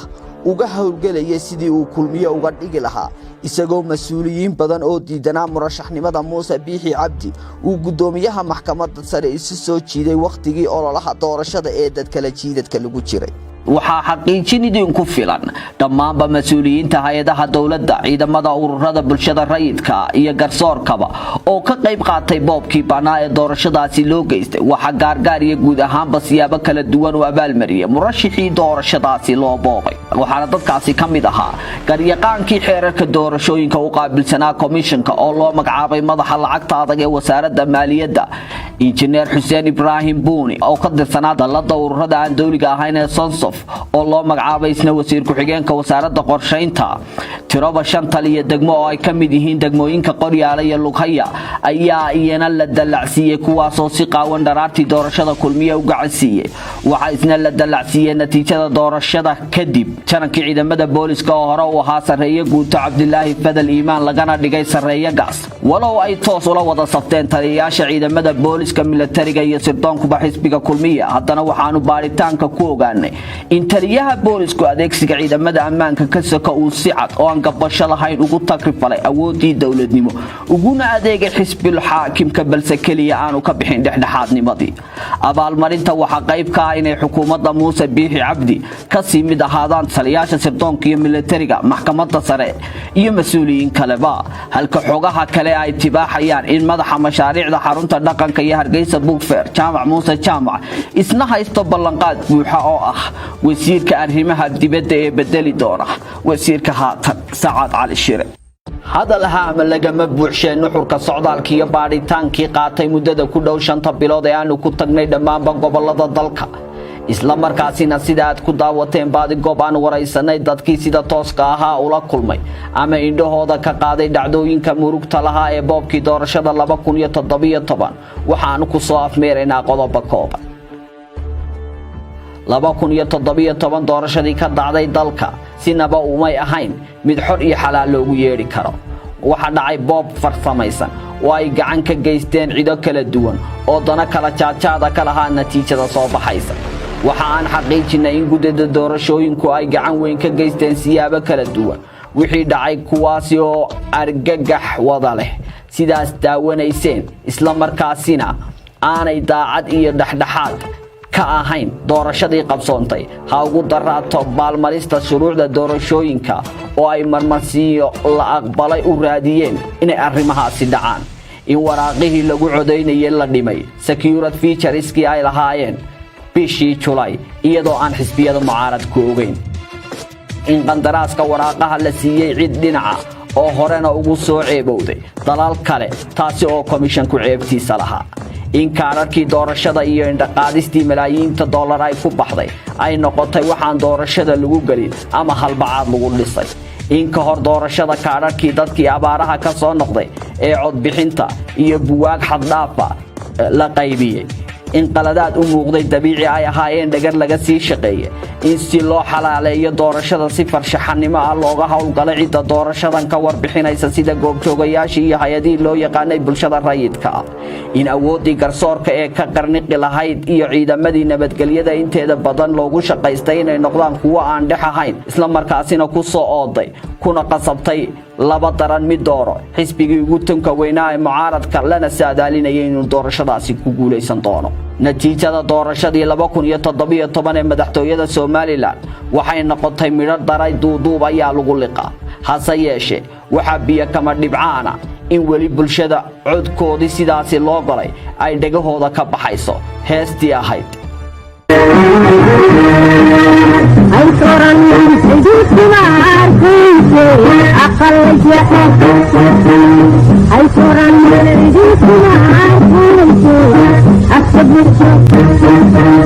I